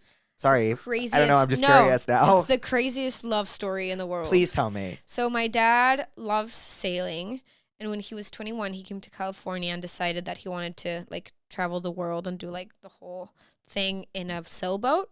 Wow. And so he would find like people that had sailboats that were like going somewhere. So like, hey, can I go and I'll wash your boat and work on your boat, and then I'll just like jump off whenever you let me. So he did like Mexico and did like a lot of places and would change boats to like do the whole thing. And then he got to Mallorca, which is one of the islands in the Balearic Islands in Spain. And my mom was working there. She was a barista in a little bar in Mallorca. That sounds like a dream. Yeah, and they went out one day. I don't know if they met in Mallorca or if they met back in Madrid, but like a couple months or a couple weeks later, my dad went to Madrid because he obviously wanted to see Madrid before he left. And my mom went back to Madrid because that's where she's from, to like see her parents and everything. And they met in this like very cute flea market that there's in Madrid on Sundays, I think. Mm-hmm. I think it was there. I don't know. Maybe I'm making this up. But yeah, and they started like kissing, but my mom had a boyfriend. And so, yeah. And then like a whole thing. And then my dad never left. And he's just stayed in Madrid forever. Yeah. Yeah, 5 years or 6 years later, they had my sister. And then they had me. Wow. It's crazy. So your dad literally fell in love in Spain and never went back. Yeah. It's crazy. And what do your parents do now? My dad does like architecture thing, Oh, sick. but he was a photographer when he was Oh. yeah. He's done it all. He's done it all. My mom's done it all. Like my mom's like a businesswoman, but she loves film. That's why we're really into film. She would work on like movies like an director and everything. And then she had like a spa. Then she had like this Oh, wow. business of like cooking things, and yeah, she's She's a boss. a boss. She's the boss. She hates when I say this in interviews, but she's a momager right now. Oh, she is? God, She's that's the best one. though. She's like, yeah. How was your relationship with her being your momager? Completely, and just, like I need her in my life. Yeah. Like I would go absolutely nuts, and it's just very easy to have someone to like, can you do this while I'm doing whatever? I can't really deal with it. I have a lot of anxiety. You do? Mm-hmm. I know that it lives in your head. I would never have guessed that, but Yeah. I have like really bad anxiety. Like not anymore. Not anymore. Not in this period of my life right now, Right. but I do have like very bad moments of anxiety. And I'm a very like overthinking person, and I can get really in my head. And sometimes when I do have like very big anxiety moments, I'm like, please mom, can you do it? And Right. she'll do it. And I trust her with my life. So it's very so important. it's a comfort. Yeah. It's a comfort. Yeah. How does your anxiety usually like manifest itself? Like how does it come out? It's very physical. Okay. So I completely like can't move Yeah. sometimes. Like it can get really like when it gets really bad, like obviously I can go with my life with anxiety most of the time, but when it gets really bad, it'll just be like heavy breathing and like completely like paralyzing, and I can't really, I'll just go into my bed and like live there for the week. Not the week, but for the day. Yeah. But I've it's interesting because I've dealt with it since I was younger, and I started therapy when I was 18. Mm-hmm. So I kind of like, I'm very used to it now, and I can like deal with it much better. So yeah, it's something that I really love, like learning about. Yeah. Well, psychology major. There But she is. What are some methods you use when you're anxious to like calm yourself down? Do you have any? Yeah, I feel like writing helps me a lot. Baths help me a lot. Letting it like pass is very Wow. important as well. I feel like when you have anxiety and you're trying to like make it go away, it just makes it worse because then Yeah. you're trying to like, and you're judging yourself for having anxiety and you're like, oh no, how I need to do stuff and I'm not being productive enough, and you just get in your head. Sometimes just be like, okay, well, this is my day and I have anxiety today and I'm gonna go to bed and eat a cookie and watch Culpa Mia for the 6th time. Yeah, Peyton. Peyton. For me, it would be like watch, I don't know, Harry Potter or Gilmore Girls or Gossip Girl for the 6th time, or Friends. And then and tomorrow will be another day. I think that's for me the best. Like, if I do have to do stuff and I can't really like do another thing, just like breathing and maybe take a pill, Yeah. smoke a. Yeah. That's No, how I handle it. I do smoke a lot of CBD. Okay. I'm currently trying to wean myself off of THC, so maybe I should get into the CBD because the THC was making me anxious. Yeah, I think it's sometimes even worse. And I think I was like doing it because, sometimes when you eat when you're bored, Yes. I think I was like smoking when I was bored. I have that. I have the eat when you're bored. Yeah. So bad. So it's better to eat when you're bored than smoke when you're bored. Okay. Yes. And Point for me. I was smoking a lot when I was bored, and it just like made me super anxious. And so I'm like on day 3 right now without it, and I don't feel as tired, and like I feel right. Nolan, would you say I feel more awake than usual? Way more. Oh, that's nice. Yeah, That's good to be awake. yeah. That's so cool that you said that you just let your anxiety pass. Yeah. But you also you watch your comfort TV shows. Yeah, of course. You love Gossip Girl. I love Gossip Girl. Who's your favorite character? Blair. Yeah, I love Blair. She's my favorite too.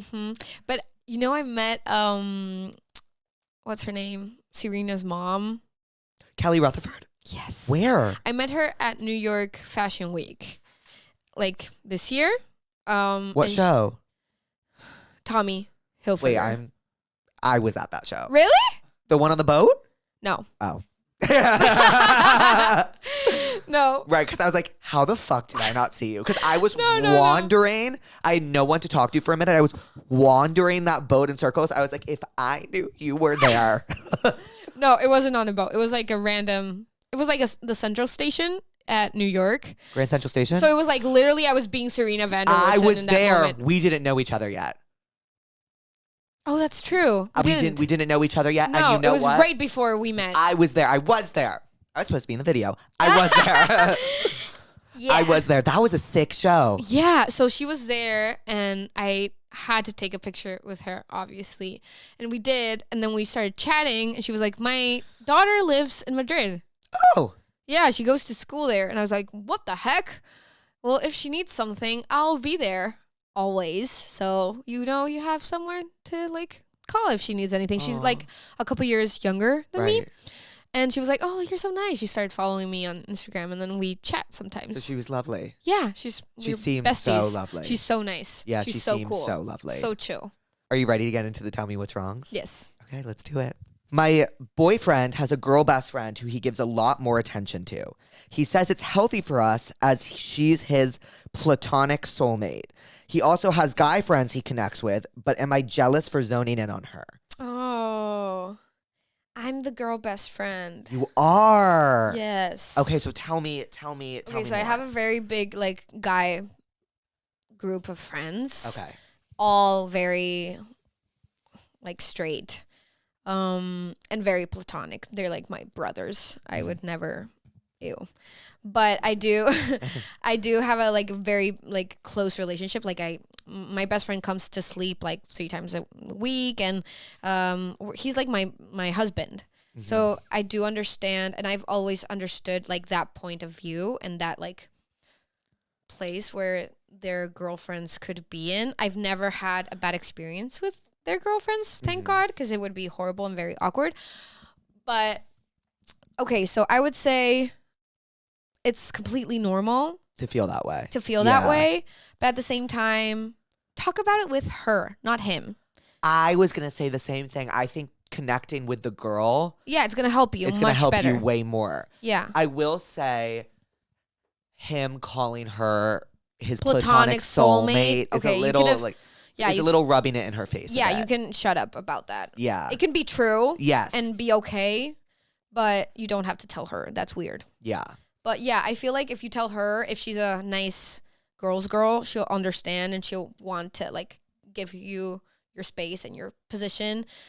But at the same time, yeah, just tell him like maybe don't do those comments on, You know what I prescribe? what? You're gonna love it. Gossip Girl. When Serena's dating Dan and then Vanessa comes in. Oh, And yeah. Serena's jealous of Vanessa, but because her and Dan are best friends. I mean, I have to say it goes a little weird after that, but it's because it's Gossip Girl, not Yes, real life. but the premise is there. Yeah, the premise is the important The part. premise is there. Exactly. The premise is there. But yeah, I would say your feelings are super fucking valid. Yeah. Talk to the girl, and like Nicole said, if she's a girl's girl, she'll hear you out. And if she's not, then there you go. Then you have a don't- problem. Then you don't have to like her anyways. Going on year 3 with a new roommate. Each year in our apartment, each one is crazier than the last. Oh. How do you find not just friends, but the right people to live with? This could have been written by my best friend Kennedy that lives Really? here in LA. She has the most crazy roommate experiences. It's so bad. I'm trying to get her to live alone. I don't know. It's hard, but try to find. I feel like living with friends can be very complicated. It can be. I am very lucky Mm-hmm. because I used to live alone. So my freshman year of college and my sophomore year of college, I lived alone, and then I lived with my friends, and it's been great ever since. And then I moved in with Julia and Brett, and obviously it's an adjustment period, but it's just been incredible, and Yeah. I'm very lucky. But I would say finding a roommate and finding a therapist are kind of similar. It's all kind of like dating. Yeah, you just have to try. You have to try, and it's hard, and it might not work out. Look, it sucks to hear, but life isn't fair.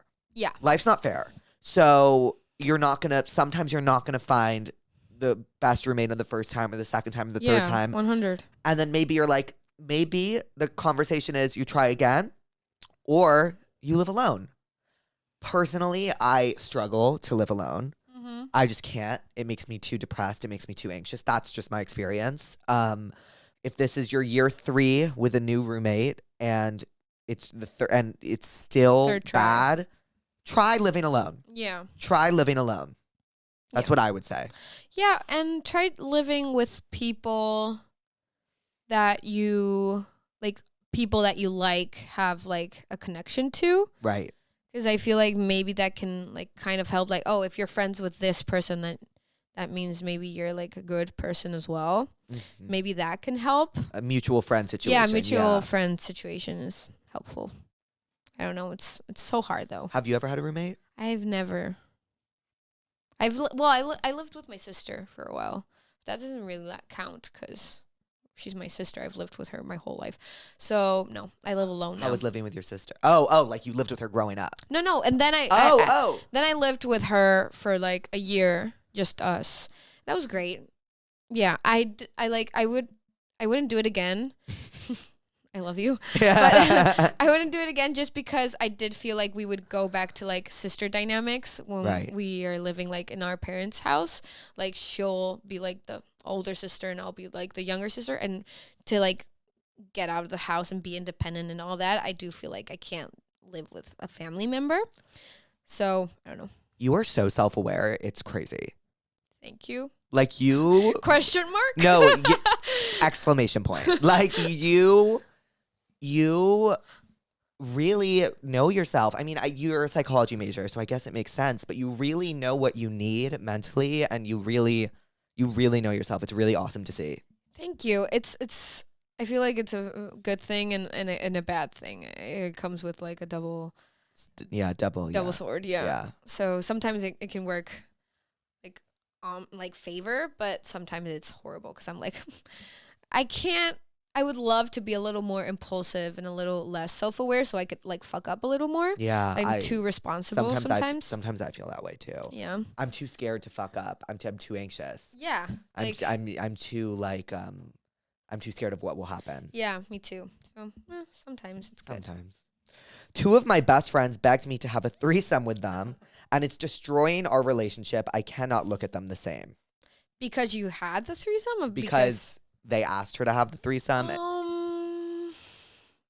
Shit. Never been in that situation. Also, never, ever been in that situation. Yeah. I know people that have, though. Okay. And you kind of just have to... I don't know. I don't know. I feel like I feel like, okay, so I don't think it's a bad thing. I don't feel like they should be like judging you or making you feel bad for saying no. Of course I think not. that's the Yeah. weird part. That's I feel the like, weird okay, part. if you ask, okay, maybe, I don't know, crazy era. Right. Whatever. Right. But if you say no and they're like looking at you weird and then you feel bad, that's where it gets fucked up. Right. And if that's their reaction and the relationship is weird and it's destroying your relationship, maybe Not let it a good relationship. Yeah, maybe let it fizzle. Yeah. I hooked up with my neighbor and now he won't stop knocking on my door and trying to hang out with me. Oh no. He's low-key ugly and I Oh, was drunk no. when I hooked up with him. How do I get him to leave me alone? Oh no. That is so sad. It's so bad that it's your neighbor. I think you just got to be open and honest. Yeah, you just tell them. You just got to be like, I'm not interested. I'm sorry. I understand. I had though. fun. You have to use the sandwich method. What's the sandwich method? You've never heard of it? No. Okay, psychology major here. Oh, yeah, please let me know. So the sandwich method is you go, had so much fun, bread, so good. I loved hanging out with you and that day was great, but go in the middle. But it's not what I'm looking for now. I just want to be friends. I don't have the time to hang out and it's making me a little anxious to like have to say no all the time. So I would rather blah, blah, blah, blah, blah. And then you go, but please let's still be friends again. Oh, wow. You put the meat Wait, in I buns. love that. So it's like Good news, bad news, good news. news. Obsessed with the sandwich method. Yeah, for Okay, all. this for is everyone. This is our last one. Are you ready? Yes. I got laid off from my super easy and awesome job, and now I feel like I'm going through a breakup and I need help moving on. I cry every time I think about getting a job where I actually have to work hard. Okay, so I feel sorry for you, but at the same time I don't. Because I kind of agree. Like it's it's you have life. to work. Yes. Yeah, it's life. Just think about it like a growing period and going for something better. Like this is gonna change your person. Like people that say like they think bullying is important. No, Sometimes. they say that. Okay, so there's not like okay, wait, let me rephrase that. Like that bullying or like getting bullied. Oh, Not bullying. yes. Like getting bullied is important To like it makes character development. Character development, everything.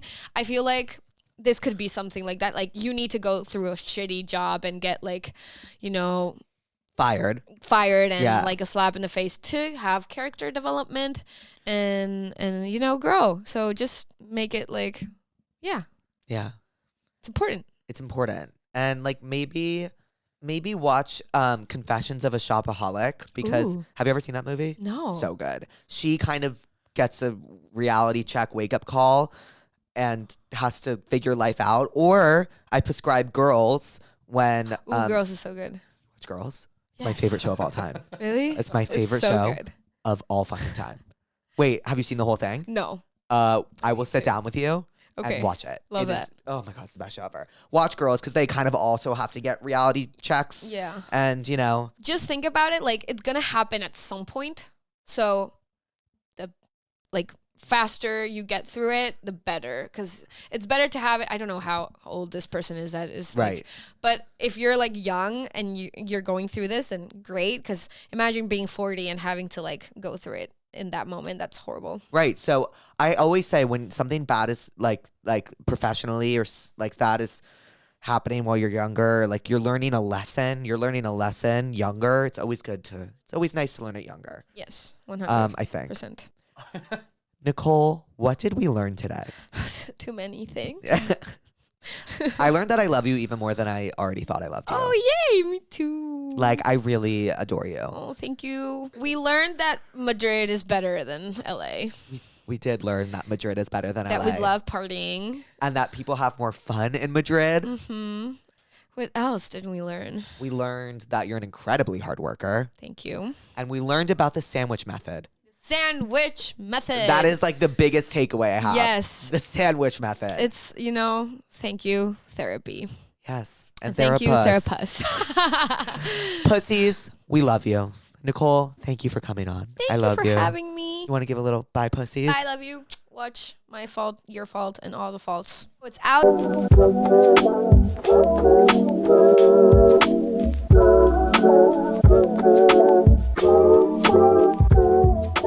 Hi, pussies. Welcome back to Therapuss. Our next guest needs absolutely no introduction. I am so pleased, honored, and excited to talk to the queen, Addison Rae, today.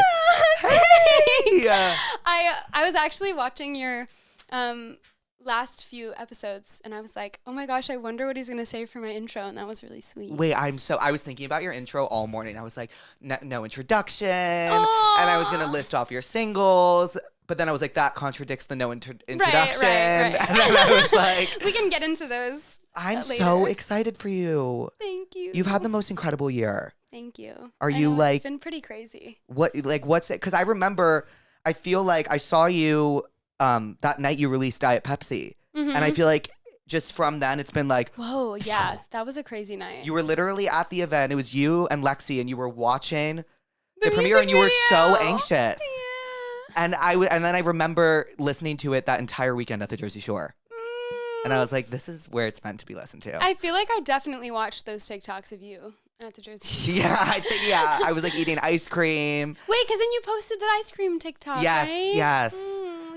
Yeah, that was a crazy night. I don't know, I kind of am in the type of person to prefer that when something comes out that's like requiring a lot of attention from me or like to me, I like to do something else. And so that was kind of why we were like, let's just go to this really fun event, I don't know, and do something that's like a little bit more distracting than just, anticipating the release of it all. And it like literally took off. Did you expect Diet Pepsi to take off the way it did? I don't know that I really had any real expectations for it, but I did know that it was a really special song. Whenever I wrote the song with Luke and Elvira, we were in the studio and it was like the first time we met. And I mean, our session was like about to end. And sometimes like in sessions, you're like, I don't know, it's with anything really. It's like, are we going to make something that we like? Or are we never going to speak to each other again? Right. And then towards the end of the session, the song just really magically happened. Like Luca started playing the piano and we were kind of all just like humming different little melodies. And then we found this one little section, the last line of the hook, losing all my innocence. And then we were like, oh my God, wait, that is literally so good. And we were like, okay, let's keep going. And then the next day we finished the song and we were just like, there's something really magical here. And that kind of kickstarted everything. But I think my expectations were pretty low in terms of like people getting or understanding it. Because sometimes when you put too much of an emphasis on the response, it ends up just never matching that anyways, So I tried to go into it pretty chill. I feel like that's the best way. I feel like I experience that all the time where it's like I put all my excitement towards like one thing and then it never ends up being what you want it to be. And then it's like, well, it's over now. What do I do? Yes. And then it's like a crisis. Yeah, it's like the biggest internal crisis. Wait, so Elvira, did she do the entire album? Yeah, I did the whole album with Luke and Elvira. And what was that like? It was really great. I didn't know initially that I wanted to make the entire album with the same people because, with my EP and other music that I've made, it's kind of been like sessions and sessions and sessions until I'm so noisy right now. Wait, I'm obsessed. It's really like calming ASMR. for me. It's really calming for me. It's kind of nice. Yeah, I don't know. When I made other music and had done other sessions before, it never made full sense to just stay in the same room because it kind of felt sometimes like too stale. If you'd like stay in the same room with the same people for too long, you're like, all right, I don't know what else I could say with you. I said it all, you know? And I don't know, I'm an oversharer, so I kind of get through it really quick and go in really hard. And then after we made Diet Pepsi, we were like, I don't know, it feels like something really special is happening here. And, having a room of all girls was something that I never experienced before because I'd never really worked with female producers like that. I think that's what makes I was actually just talking about this. I think that's what makes your music so special is that it's like literally made by all women, and it's like the coolest thing ever because like women get pop, you know what I mean? And also just totally understand each other in a way that, you know, you can't always get there or feel understood. I don't know, it felt like it just made sense. And when it was happening, and, you know, Elvira's from Sweden and Lucas from LA, but super international. And I don't know, it's like they understood such separate perspectives as me, but also something so synonymous throughout all of us. Right. And it just really, I don't know, it feels really special. It is really special, and you should be super fucking proud of yourself. I'm know. like so fucking excited for it to soundtrack my entire summer. I can't wait for you to hear all of it. Me too. I'm dying for you to hear. I'll play you. Please. The teaser that I Yes. just had posted had the instrumental to a song, which is called New York, and it'll be out. But the song is called New York. Yeah. And it's the first track on the album. Uh-huh. So it opens the album with New York. That is perfect. Are there any features on the album, or is it all you? No, it's all me. It's all me. I don't know. I felt like that was really important for me. I think there was a lot of ideas from, you know, the label or people to explore having features or people collaborate. But I don't know.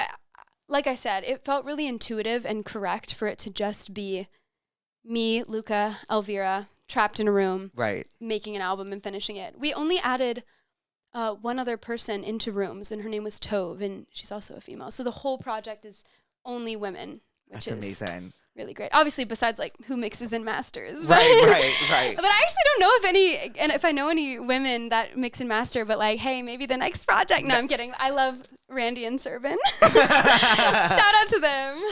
Do you, how does this feel different than the EP? Because I feel like the EP, like, were you always planning on releasing that, or was it like leaked and everyone was like, release it, and you were like, okay. Yeah, I was like, okay. Yeah. No, I didn't plan on releasing it. I actually, after Obsessed came out, I kind of was like, I don't know. I was really trying to lock myself away. I kept doing sessions and I kept writing, and obviously that's how all the other songs that got leaked because all of those were sessions that I was having post Obsessed and maybe even some before Obsessed. But yeah, I didn't want those to come out. They weren't done. And I don't know. I was not as confident as myself as a writer at that point. I wasn't really determined on writing aggressively. I was writing and I was in all the sessions. I think I've only ever cut maybe like a handful of demos that I didn't have anything to do with, and I don't know, it didn't feel like reflective enough of who I am, and I don't know, I really struggle with that, which I don't like that idea because I do think that you can cut a demo and it'd be amazing. Right. I actually just saw Charlie talking about that the other day. She was like, if you're an artist that refuses to cut demos, like, just because you can't sell it. And I'm like, wait. I'm like, fuck, I need to be able to sell it. Wait, can I say? Yes, Okay. yes. What does cut a demo mean? Okay, so like, let's say, I feel like, okay, so Nothing On But The Radio. That song's on my EP. I love that song. So that song, I cut that song. We changed like a few lyrics that are like very minor, but that song is like a song that I cut. So that song already existed, you know, and had like a demo vocal over it. So like Understood. a songwriter on it, or in that case, Gaga had that song. And so that's kind of like what a demo is. So like someone could present you a song or be like, you know, hey, we wrote this song the other day with no artist in the room, but we feel like this song would sound great in your voice. So do you want to cut this song? And then sometimes it's like, yeah, I want to cut this song. And sometimes it's like, I'm offended that you thought I would cut this song. No, I'm kidding. I try to have an open mind when it comes to listening to demos, but I am a little bit of a stickler because I think just simply because at this point in my life and career, I'm like really adamant on making sure that I'm involved with everything. So it feels really raw and authentic and real. And so I'm a little bit hesitant on cutting demos. But I do think when there's a good enough song, anybody, you know, should give it a shot and try and sell it. Right. And did you had your hand in writing the entire album? Mm-hmm. And what does your writing process look like? It depends. On this album, and aside from everything else that I've done, a lot of the stuff I did before this album, I very much like, sorry, I'm like all over the place. Wait, thinking about it. Same. Like, don't worry. I'm same. like, wait, I need help. No, but with this album, I mean, it was just me, Luke, and Elvira in every room alone, essentially. And then I would just come up with concepts, write them in my notes. And there's this one song that we have called In the Rain. And that one I had written down this lyric, like, I only cry in the rain, so that nobody could see it, essentially, was like this thing that I had written in my notes. And that's a very like emotional thing for me because I don't like being sad, and I really hate it, actually, and I feel really vulnerable, and I almost feel like a responsibility when I'm sad. And so this song was kind of a little bit of a nod to that, in a way of just being like, you know, I'm only going to cry in the rain because I don't want people to have this power over me of like seeing me at a weak point or feeling like someone could take advantage of that, or I don't know, just feeling like my sadness is like a burden on people. I feel really weird about that sometimes. Is that what you meant by when you said you felt like a responsibility when you were sad? Yeah, it's like I feel like, I don't know, I always get in my head about it sometimes, about just being sad and how I feel like it makes people around you feel uncomfortable, or like, I don't know, like people have to like cheer you up or try really hard to make you feel better. And I'm like, I don't like feeling like that, because I always feel like it's a difficult situation to navigate. And I always struggle with people when they're sad, because I'm just like, I don't know how to fix it, and I'm such a fixer. Right. I feel like I get that. And it's like, do you ever feel like your audience doesn't want to see you sad, and like, does that give you anxiety? And then you feel like, I don't want to be sad, especially now. Right. Yeah, but I do think on this project, there is a few songs. There's another song called Times Like These that's a little bit similar to the vein of Headphones, where it's very much like, you know, accepting the confusion of what happens in your life and kind of making that into something that you appreciate in a lot of ways. And I think that that's kind of what the album does in a lot of ways, is like kind of twist these things on their head and say, you know, I'm not going to let that destroy me or like take over my life, and I kind of like own the sadness of it all.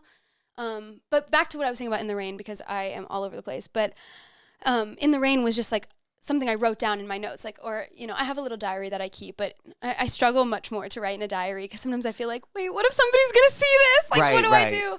But I'll write down in my phone notes sometimes, and I had written down that I only like to cry in the rain so that nobody notices. And then I went into the session with that concept to Luke and Elvira, and I was like, all right, I want to write a song that, you know, includes this kind of subject. And so I actually think with that song in specific, Luca, maybe they did it together when I had left a session, because maybe I don't know, I went to dinner or something early, and I was like, guys, I gotta go. But this is like over, you know, I think it was over 50 something sessions we made the album. So oh wow. Yeah. So in between that, you know, there'd be days when I was like, I gotta go. But that concept came up and I said it to them. Then I left, and then when I came back the next day to work, they were like, oh, we wrote this on piano, this melody, and it's the hook melody, which is like really gorgeous and beautiful, and it's very like Swedish vibes. I don't know. Every time I would play that song for people, they'd be like, oh, I can totally feel like the ace of bass in it. It feels very that. And yeah, that one was one that I like came in, and then we wrote all the lyrics together, wrote the verse melody, wrote the pre-melody, and then we used that hook that they had came in with, which was so beautiful, over this, like these gorgeous chords on the piano. And that was just like one way that a song would come about. But then for most of the rest of them, I mean, we started them from scratch in the room. We have actually some really great footage of us. Like, we recorded on our MacBooks, and we would just run it for hours on photo booth, and it would just be us like back and forth. I have like some funny videos of us just like sounding absolutely insane making these songs, because we would just bounce back and forth. But it was such an intimate room that it really didn't matter how crazy we sounded, you know? Until we landed upon the songs. Do you was there like a song on the album that you were like, this song is never getting done, and it was like so hard to finish? Ooh. You know, for the most part, all of the songs, when we started them, we wouldn't finish them if it wasn't going to be on the album. Like, we didn't make very many songs for the album. So the album's 12 songs, and there's 2 interludes in that. And the interludes, one of the interludes actually came from like a session that we did in New York, and I loved this melody that I had made.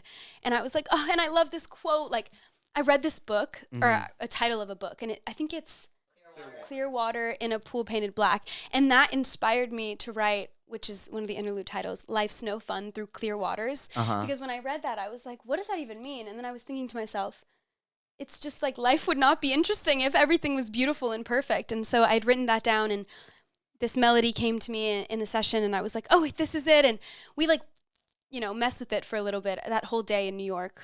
And we were at Jungle City, I think is the studio, that we were at, and we like came up with this, and it was like really angelic and beautiful. And then all of a sudden we were like, this is not going anywhere. Like, we're not doing anything with this.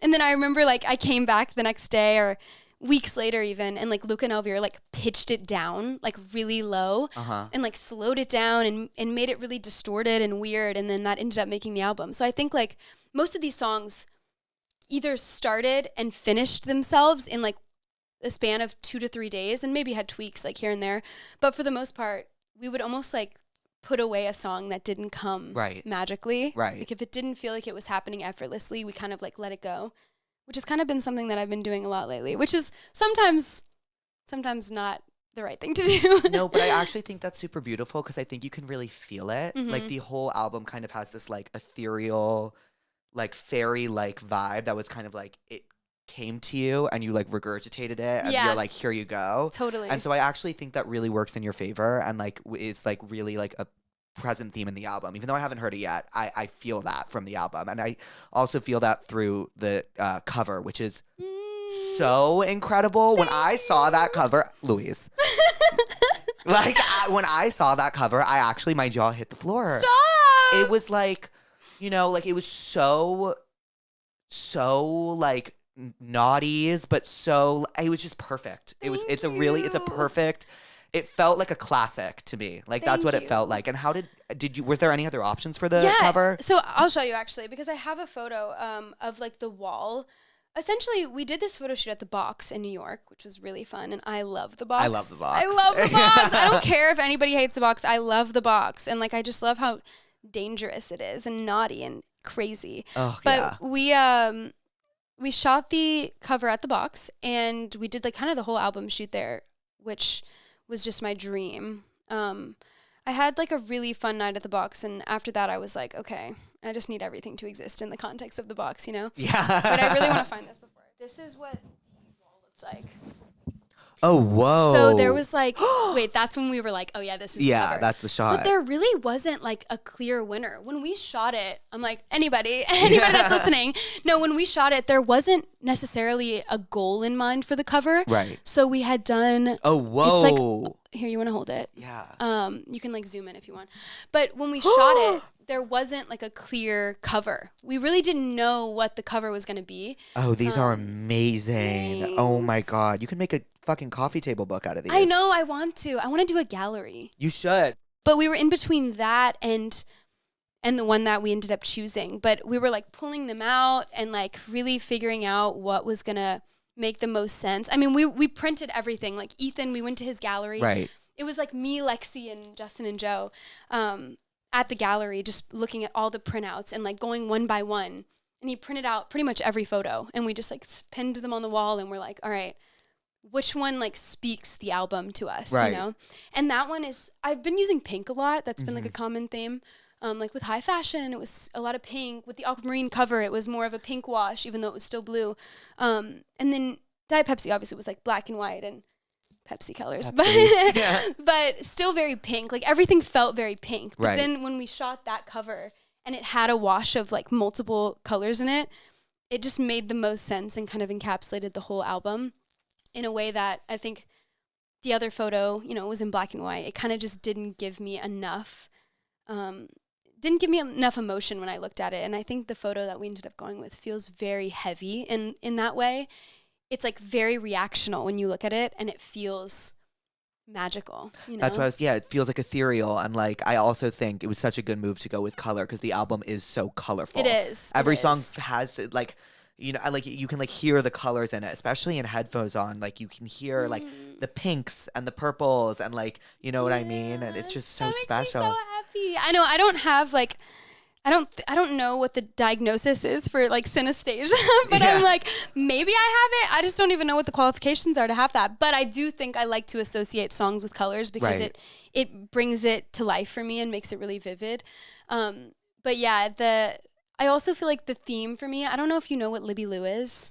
No? Does anybody know what Libby Lou is?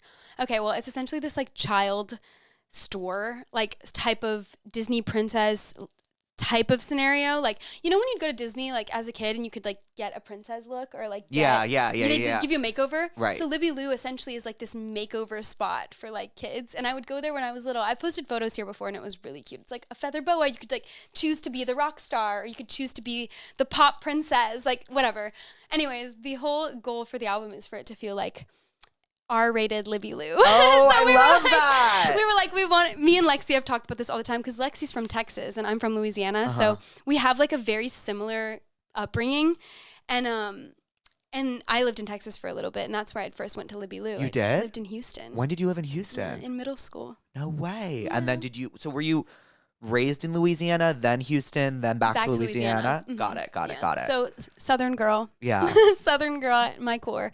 But yeah, Lexi grew up in Texas too. So we had a lot of the same experiences, but it was so funny. We were in Palm Springs for Coachella, and we went to like the Skims store randomly. We were like in the Skims store at the outlets, and when we walked in, outlets. I know, me too. Like YSL in those outlets is so good. It's just like, it's perfect. It's perfect. It's perfect. And it's just such a perfect stop on the way to like the weird location of Palm Springs. Right? You know? Like, Every time I'm there, I'm like, this is literally Don't Worry, Darling. Like, why does it feel like this? It is. I think Don't Worry, Darling was shot in Palm No, Springs. I think it was too, Yeah. but it's exactly that. Like, it feels like, I don't know, it feels like somebody came in there and tried to make that Like a weird fake escape. city. Yeah. Yeah. It's like, why are we supposed to be smiling all the time?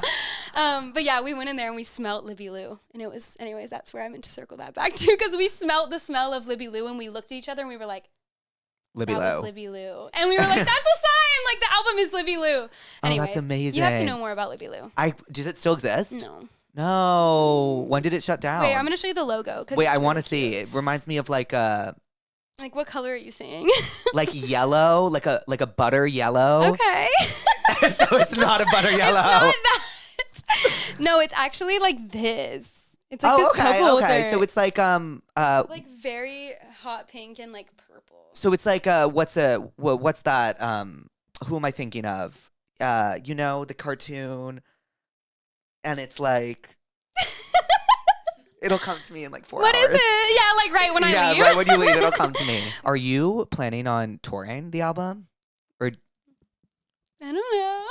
Am I allowed to say that? There's definitely plans to tour the album, yeah. are you like excited about like? Do you like performing? Yeah, I do really like performing. I don't know. I think I was always wanting to perform just in life. I think it's always been so fun to me to be on stage and like convey some sort of feeling to people. I mean, I grew up competitively dancing, so I think, Right. wait, look, this is Libby Lou. So like you would get dressed up like that. Oh, whoa! Isn't that amazing? It's like It's like Build-A-Bear for yourself. It's like a gay hot topic. It's like kind of what it is. No, it's the best place on earth. Oh my God, I miss it. By the way, this is giving exactly what I thought it was, the cartoon I was talking about. Really? What the fuck is it? What It's is the like cartoon? it's like pink and they're like it's like the dolphins. Mhm. You're talking about Lisa Frank? Yes! yes, Yes, it is yes. like Lisa Frank. It's It like- actually is very much like that. Yeah, But that that's- wasn't a cartoon. That was just like stickers. Yeah. that was just like a brand. Yes, like I didn't know how to describe it. I was like something of the yeah, sorts. yeah. No, it's so that. Like the vibrant colors of Lisa Frank. It's Right. very that. I just wanted to know what Coachella was like. Oh my God, it was so crazy. Was it scary Did at you all? go? I went weekend 1. I was so Okay. fucking mad when you came out weekend 2. I was like, cool, I missed it. No, it's okay. It actually, I don't know. Weekend 1, because I was there with Arca on weekend 1, which Right, was right, really, right. really fun and honestly the perfect way to like start my Coachella experience. I've never been to Coachella before that, so Ever? no. But you did Stagecoach last I went to year. Stagecoach, Yeah. but that's so different. And Yeah. I even went to Stagecoach this year for a day, and it's very, very different. I went to see Lana. at How was? Stagecoach. It was amazing. Oh, she looked unbelievable. It was so good. It was really magical. I know she looked and sounded perfect. I just like feel like women are really like running the music space right now, and it's so like nice to see after like all these years of that like not being the case. Totally. Or maybe it was the case, but it was like underappreciated. Yeah. And now it's like there's like with like stan culture like kind of coming to like the forefront of the zeitgeist. Like I feel like it's like this new appreciation, and it's like awesome to see. Yeah, it is so nice. It's such like a motherly vibe. Yeah. I love it. Yeah, Lana was amazing, and Coachella was just really crazy. It was really crazy. I actually don't get very nervous before I go on stage. You don't seem it at all. No, I'm like very chill, like almost so chill that my managers are like, "Is something wrong? Yeah. Like, are you okay?" You know, I'm really chill, and I like to make things as normal as possible before big moments like this. So I like everybody to be chilling. I like to be like walking around. I almost like to pretend it's not about to happen. Right. You know, right. like, and then I'm just like, okay, I can only think about it when I'm literally walking on stage, because then it makes it a little bit more processable. It's kind of like Is that jumping even a into word? like, Processable. yeah. It's I a like word making now. up my own Yeah, words. it's a word now. I feel like it's like jumping into like cold water. Yes. And it's it's like you like- can't think about it until you're just doing it. Right. and It's then like it can jumping hit off you. a high board. Yeah. Like a Yeah, dive diving board. board. Yeah. A high board. Yeah. I made up my own word too. Oh my God. Are you doing more music videos for the album? Yeah. Oh my God. I just shot, which these will be out by then, by the time the album comes out, and by the time this comes out. I'll show you some videos from that too. Wait, I'm so excited. So there's the song called Fame is a Gun. And that, Obsessed. and that song I love so much. It actually, like, when I was playing the album for people before the album came out, that one was randomly like a favorite for people. And it's the only song other than the interlude, Life's No Fun Through Clear Waters, that we wrote in New York. So Oh, no way. yeah, and New York wasn't even written in New York. We wrote New Yeah. York in LA, which makes perfect sense because you have to sometimes leave it to appreciate it, you know? Yes. I feel like I'm always unhappy where I'm at, and I always Same. like look and then when at. I leave, I'm like, fuck. Yeah, I wanna want to go back. Yeah, I had the best time. So Sean, who directed Diet Pepsi and Aquamarine, Sean Price Williams, he directed this one, which is kind of like a funny little And who full did High circle Fashion? moment. And High Fashion was headphones on. Mitch Okay. Ryan. So he did headphones and High Fashion, and then Sean's back for Fame is a Gun. Mm-hmm. And then we have another music video that Ethan, who shot The album cover. he Right. directed. So that was really fun too. Oh my God, I'm I just so want to show you excited. everything. I I'm know. like- I need to see it all. Especially if it's really annoying that this comes out before, because now I'm like, I wanted you to experience it when it all happens, but at the same time, it's like Yeah. you might as well know. Oh, it like reminds me. It's like when Charlie came and talked about Brat. It's like I didn't. Yeah, you didn't fully I like. didn't hear a single. get I it. heard like the song she had released. I didn't hear the album at all, but like I got the vibe. Right. Like, I right. got you the could vibe. you could get it. Yeah. This is the other video we shot, which was really amazing.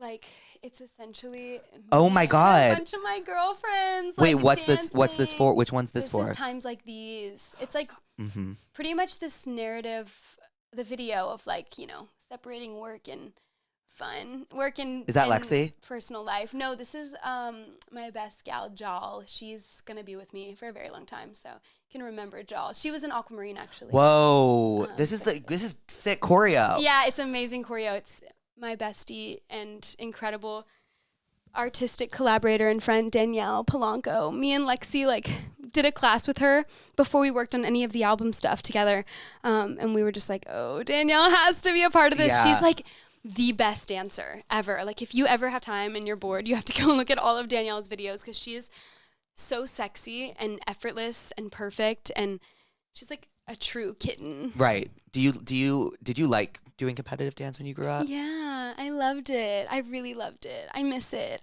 I think I just miss, I don't know, I love competing. I love competition and feeling like you're being pushed to do something better than you're doing. And I think competition dance is so that in like a really beautiful and like communal way. Like, Right. you never feel, you know, too competitive with people you compete against. It's more of like this really beautiful push and drive to know what you're capable of. Right. And so, yeah, I really miss it. But now you're kind of able to do it Yeah, throughout all your I art, know. which by the way feels so full circle because I feel like you've tried your hat in so many different things, and then like this feels like you're so good at everything. I'm not even just saying that. You are so good at everything to me, and I think to everyone as well. But like this feels, does this also feel to you like, okay, this is what I'm meant to be doing? Or yeah. Well, I think, you know, people always ask me what I prefer, like acting or dancing, and I'm like, or singing, and I'm like, why can't they all exist in the same world? And to me, they do, because I think performing is kind of like the basis of what I love in life, is like putting on a really interesting, introspective, questionable sometimes, or like, you know, a show that makes you question what you thought about the way you could feel even. And so like kind of pushing that boundary within myself, but like for other people is like really interesting to me. So I think as long as I'm putting on some sort of provocative, interesting show, I'm like really satisfied. And I think that with music, I have so much freedom in that, because with acting, which I do love to do, you can really transform. I mean, you know this, Mr. Actor. Mr. Actor. Thanks. But you know, like you can really like put on a show in a way that you wouldn't go yourself most times. Yeah. Or maybe you're an exaggerated version of yourself, which is like a really interesting thing to play with. But I think with music, I'm so lucky that I have so much creative control over what I'm doing right now. And like the label really has trusted me with whatever I've wanted to do. Like they really don't know what the hell's going on. I'm just like, this is what's happening and we're doing this, like we're shooting this video. But I feel like you can feel that you have creative control, by the way. Like you can feel that it's all up to you. Well, it's just like truly, even with Diet Pepsi, like the team that was used and started and slowly evolved into what it is now, even it's really been serendipitous and magical in ways that like we're all best friends and like we all have the best time working together. I mean, I'm sure you know how this feels, like working with people that totally get you and totally understand you and can open up your eyes in different perspectives that feel so true to who you are at the same time as it feels so new. And I think like that's what I've had the luxury of. I think choice and being able to create what you want exactly the way you want it is such a privilege and such a luxury that you almost forget about until you're on a set where you don't have control. And then you're like, wait, I really need control. Like I'm a control freak. I love being in control. And it's also so nice to have like people around you that like will be honest with you. And that you can like take their criticism, like you can take it well. Just like finding that good team is like everything. I know. You know what I mean? And they're like all my best friends and it's just the most magical thing. It's really like a family. Oh, that's amazing. Yeah. Okay, guys, I have learned this lesson the hard way, but I think we know now that your person just doesn't fall out of the sky and come to you. You have to actively open yourself up to it and search for love. Tinder makes that part easier for us because there are so many ways you can use it. Use Tinder because you moved to a new city and don't know anybody, or because you're abroad and you want to meet a hot foreign guy like me right now in France. Also, it is the summer of yes. Like I feel like last summer was Brat summer and I was like starting to get into my summer of yes, and now it's like a Lord and Addison summer, and like I want this to be like yes, like I'm comfortable. I'm looking for love. I'm ready. Yes. And Tinder makes that easy. Like, use Tinder for the plot. Like, it's also just like for the plot. Like, if you match with somebody, like, great. Like, you can go on a date with them or you don't have to. But like, it's also just like fun information to have. Like, if I'm abroad and like there's a hot guy I match with, I'm like, oh, tonight I could go on a date with Jacques or something. You know what I mean? Like, I guess that's just my name in France. But like, or French. You know what I mean? Like, use Tinder for whatever you want. Explore all the possibilities for yourself. Tinder. It starts with a swipe. Download the app today. Thank you, Tinder, for sponsoring tonight's episode. This episode of Therapuss is brought to you by Booking.com. Booking for 6 people on my tour can be very difficult because everybody has different needs and we all want to make sure everyone's needs are met. Like when you're Googling hotel by hotel by hotel by hotel and seeing what they have to offer, it can be very difficult. But Booking.com makes it so easy for us because we can just put in what everybody needs and it'll find the rooms and the hotel that give that to us. It makes Matt's life a lot easier, especially because he likes to do things last minute. Oftentimes we'll be getting to a city and we will literally have nowhere booked and we'll be like, oh, so what do we do? And like normally I would freak out, but because I know he uses Booking.com, I do not freak out. I know that whatever he puts in, all of our preferences will be met. We will always have somewhere to go, and that's because of Booking.com. Whether you're booking for yourself, your partner, or your high maintenance group chat, everything can be found on Booking.com. Find exactly what you're booking for on Booking.com. Book today on the site or in the app. Releasing music and like doing like bigger projects like this, I feel like is like different because you got your start like, you know, posting online and stuff, and like that has this like instant gratification. Almost it's like you post and you get a bunch of likes and like. I feel like you posted a video about this one time, didn't you? You're just like, I just need instant gratification. Yes, I do. Like, yeah, I do. Like yeah. I need it, and like. With singing and with acting and performing, like there is no instant gratification. Like it's all about like the long-term payoff. And like how does that feel, like the difference between the two? I feel like I've actually gotten really lucky with most projects that I've worked on or done, even with acting, because, you know, when I filmed He's All That was in 2020 and it came out in 2021. Oh, so and it was like pretty fast, you know, it was a really quick turnaround. But then same thing with Thanksgiving. When I did Thanksgiving, it was a really fast turnaround. It was like maybe less than 8 months or something like that for most of the projects I've done. And then I got really lucky because we just shot, you know, 2 music videos that'll come out in the next 3 weeks, which is really fast. Yeah. But I don't know. I totally get what you're saying, though, because I think I actually shot a movie last year that's coming out at the end of this year. And that we had to wait a little bit of time for. It felt like a little bit longer. But I almost have found a lot of comfort in that. Really? I almost enjoy that because I'm like, so many things can be instant, like social media. You know, I can post on Instagram right now, which I'm like, I love posting. Like, I just want to post Me too. everything all the Everything. time. I like don't want to wait for anything. Yeah. I just want to post it immediately. I actually remember you posting something about that too when you were gonna post your like tour video. You were like, I just want to post it right now, even though like I Oh can't. my God, I remember that. I know. Oh my God. Right? Yes. You're like, I want to share it now. Like, but Yes. it's too early. Like, I just need to share it though. And I feel that same way all the time. But I've learned to appreciate that because it gives you a little bit of a buffer.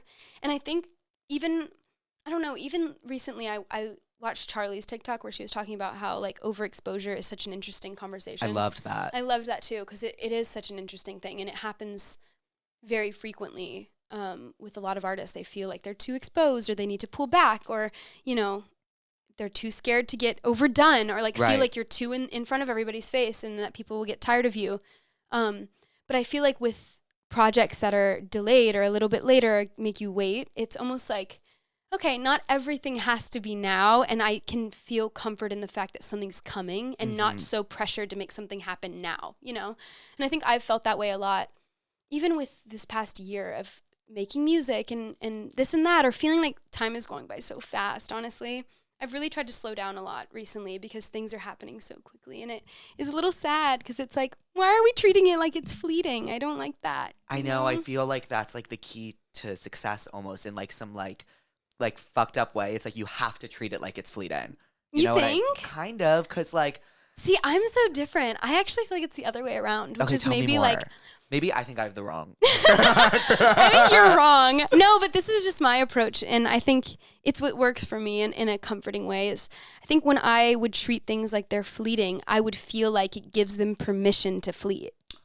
You know? Mm-hmm. And I don't want to give anything permission to fleet. I'm like, I need to act like this will always, what I want will always be here. And what I know I'm going to get is also always going to be there. And so I will get it, you know, and I think you're like changed. No, I'm like actually like, because it's a confidence. I think it's a confidence thing. Mm-hmm. And it's like confidence in, I think the reason maybe I treat things like they're always fleeting is because like I don't have confidence in what I do or what I put out.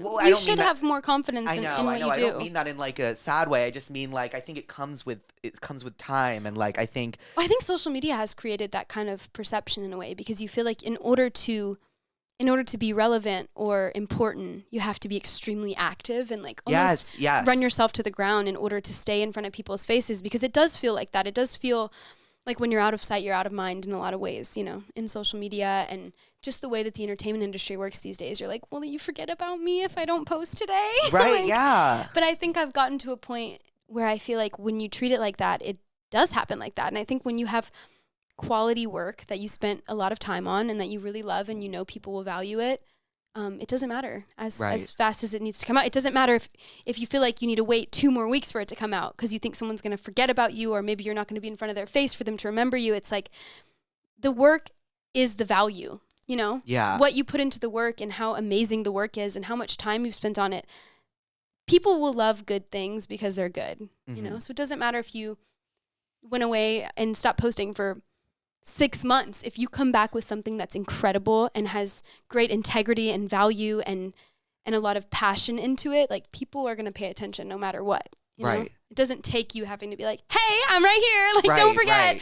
Because what you do is a reflection of the time and the energy that was put into it, you know? Do you feel like that's something you like learned? Because I feel like you had this active era and then you stepped away. Mm-hmm. And, yeah, it's a learned thing. And like, did that feel weird at first? Or were you like, I know that this is what I'm meant to be doing right now? I think it actually happened pretty naturally for me in a way that like my life was kind of evolving and, things were happening in my life that felt like they needed to be handled privately and internally in a lot of ways. And I think it kind of prompted that discovery in a way, because I was like, okay, in order to figure out what I even want to do, or how I want the rest of my career to look, or how I want people to take me seriously or not, or in what way do I want them to take me seriously, I had to readdress that, because I think I gave people permission to view me in one way, which was very much like oversharing everything, or like feeling like they knew things that they didn't even know about, or feeling like they were just scratching the surface, which then turns into something that isn't what it even is. Right. And I think I had to understand that was out of my control at some point. So what I can control is allowing that to be a discussion topic in the first place, So I kind of like pulled back a little bit in that time. And then I think I learned over time that quality things and quality items will always draw attention, no matter what, no matter how long it took, or how silent or quiet the scene was before you put it out, or if you feel like it wasn't active enough. And I actually think that's why things are fleeting so much these days, is because people treat them like they're disposable. Yeah. It's like, of course, if you treat something like it's disposable and like it doesn't have enough value to stick around for even 3 days, like, of course, nobody else is going to treat it like it is, Right. Like, if you keep, like, being like, okay, and the next, and the next, and the next, everyone's going to be like, okay, yeah. like, where do we they're look? going to move on. Yeah, as fast as you did. Right. So, like, when you treat something like it has longevity, it has power, it has strength, and the ability to withstand time, other people will also respond in that way and see the value that you put into it, which therefore translates to them having value in it, Yeah, I think that's super beautiful. That's my best advice. No, I think that's amazing advice, because like I needed to hear that. I feel like even today, like, something happened and I was like, damn, I like thought, do I just need to, like, I thought this was going to be a bigger thing than it was. Okay, should I just move on? Like, am I like, are people forgetting about me? And like, I just like the worst feeling, and like it is the worst feeling. Yeah, feeling like forgotten is like so sad. It's like the most sad, horrible feeling ever. Know. What's your biggest fear? Being forgotten. Really? I think, yeah, being forgotten, or being like. Mine's being alone. Really? I hate being alone. Do you always have someone around you? Yeah, I like love.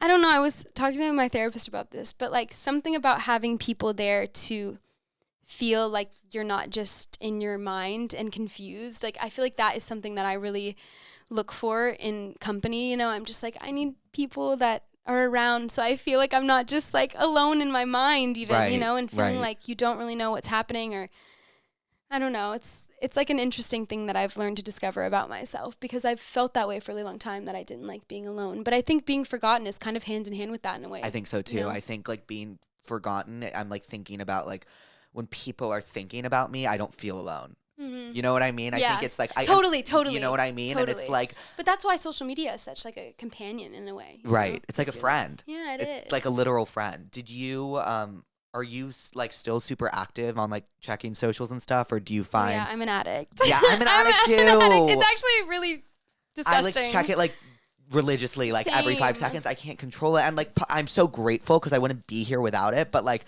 I understand at the same time that like it is really addicting, and it's really bad. I know. Like, what's your screen time? Like 12 hours. 12? Yeah. Are you even awake for 12 hours? Yes, I wake up and I check my phone, and I'm just like staring at it the entire day. It's literally all I do. I'm like on my phone. I love when you talk about that, because you're so raw about it. It's like amazing. You just own it. But like, do you like that? I like it when it feels good. Like when and you read one bad thing and you're like, I just ruined my whole life. Like I read a tweet today that was like so nasty about me, and I was like, ah. you're like, the weather is so nice outside. I'm gonna go get some fresh air. And the worst is when you read something and it's like, ooh, like why they kind of eat a little too. Totally. You know what you're I mean? Like, wait, because I feel that way about myself. It's the worst feeling. And I was like, damn, like I hate feeling like a fraud. And I hate when people are like, there's something else to you that like you're not showing. And it's like, that's why I'm so like open and honest about this stuff, because it's like that's like my number one thing. It's like I hate when people like misunderstand you or be like, this isn't you. Mm-hmm. You know, like I don't know. And it's like I feel like for you, it's like you figured out who you were in front of everybody, And it's like, how did you shut out everyone's opinions on that? Yeah. I mean, I feel like that's kind of what I was touching on with the whole taking a step back from social media thing, is that I felt so misunderstood, but I was sharing so much. And I think I even talked about this recently, actually, because I think sometimes you do what you need to do to get where you want to go. And, you know, I wasn't showing every part of myself, as one mostly doesn't. You know, there are elements of yourself that surely you don't share online that aren't bad. They just aren't things you're willing to share or talk about or, you know, show. And I think privacy becomes really important over time of like, okay, what can I allow people access to that isn't going to hurt me or they're not going to use to make me feel conflicted in my own life decisions that I have to make. And so I think, yeah, being misunderstood is definitely annoying. And it does get on my nerves sometimes. But I think over time, I've realized that, you know, if somebody's commenting that this is not who I am or whatever, or when I was 19, I was more authentic. Like, I'm like, okay, well, you know, also I also 19. You were a different and person. I just moved to LA. I'm like, geez, like I was from a small town. Of course, I didn't experience a lot of things or have the opportunity to even, you know, figure out who I was in those ways because it's life. Whenever you grow up in a small town. Wait, where are you from? I'm from New York. Okay, so not a small still town. Still a big place. Yeah, but still, I actually feel like a lot of people misunderstand people that are from big towns as well because you almost feel like you're missing out on like the innocence of a lot of things or like the progression of figuring out who you are and having those opportunities to be naive to things and then really decide for yourself, you know? Because I think whenever you grow up in a big town, sometimes you're presented with all these really large ideas as a small kid that are a little overwhelming, and then you don't really know what you actually believe or have gotten the opportunity to decide to believe, you know? I feel like that's why I think everything is so fleeting because it's like everything moves so fast as opposed to like a little slower in a smaller town. Like it was like, yes, I grew up fast, but not in the sense that I was like doing a bunch of drugs and this. I grew up fast in the sense that I was like, okay, well, what do I want to do? You know, like everyone's figuring their shit out. Totally. And everyone's doing this. You get to be an adult. Yeah, really it's fast. like I like took the subway from when I was like 11, and like you know, it's like little Jake on the subway. I know, and it's like I just feel like I grew up fast in the sense that I was like, okay, well, I'm an adult now, and this is what I should want to do, and I should have it figured out. And I feel like kind of in the age with like digital footprint, it's like we've gotten lost on the fact that like people change from year to year. You know, like their interests change, who they are change, and I think we're holding people to a lot of who they were, and I feel like that's kind of it's something that like we have to reckon with as like.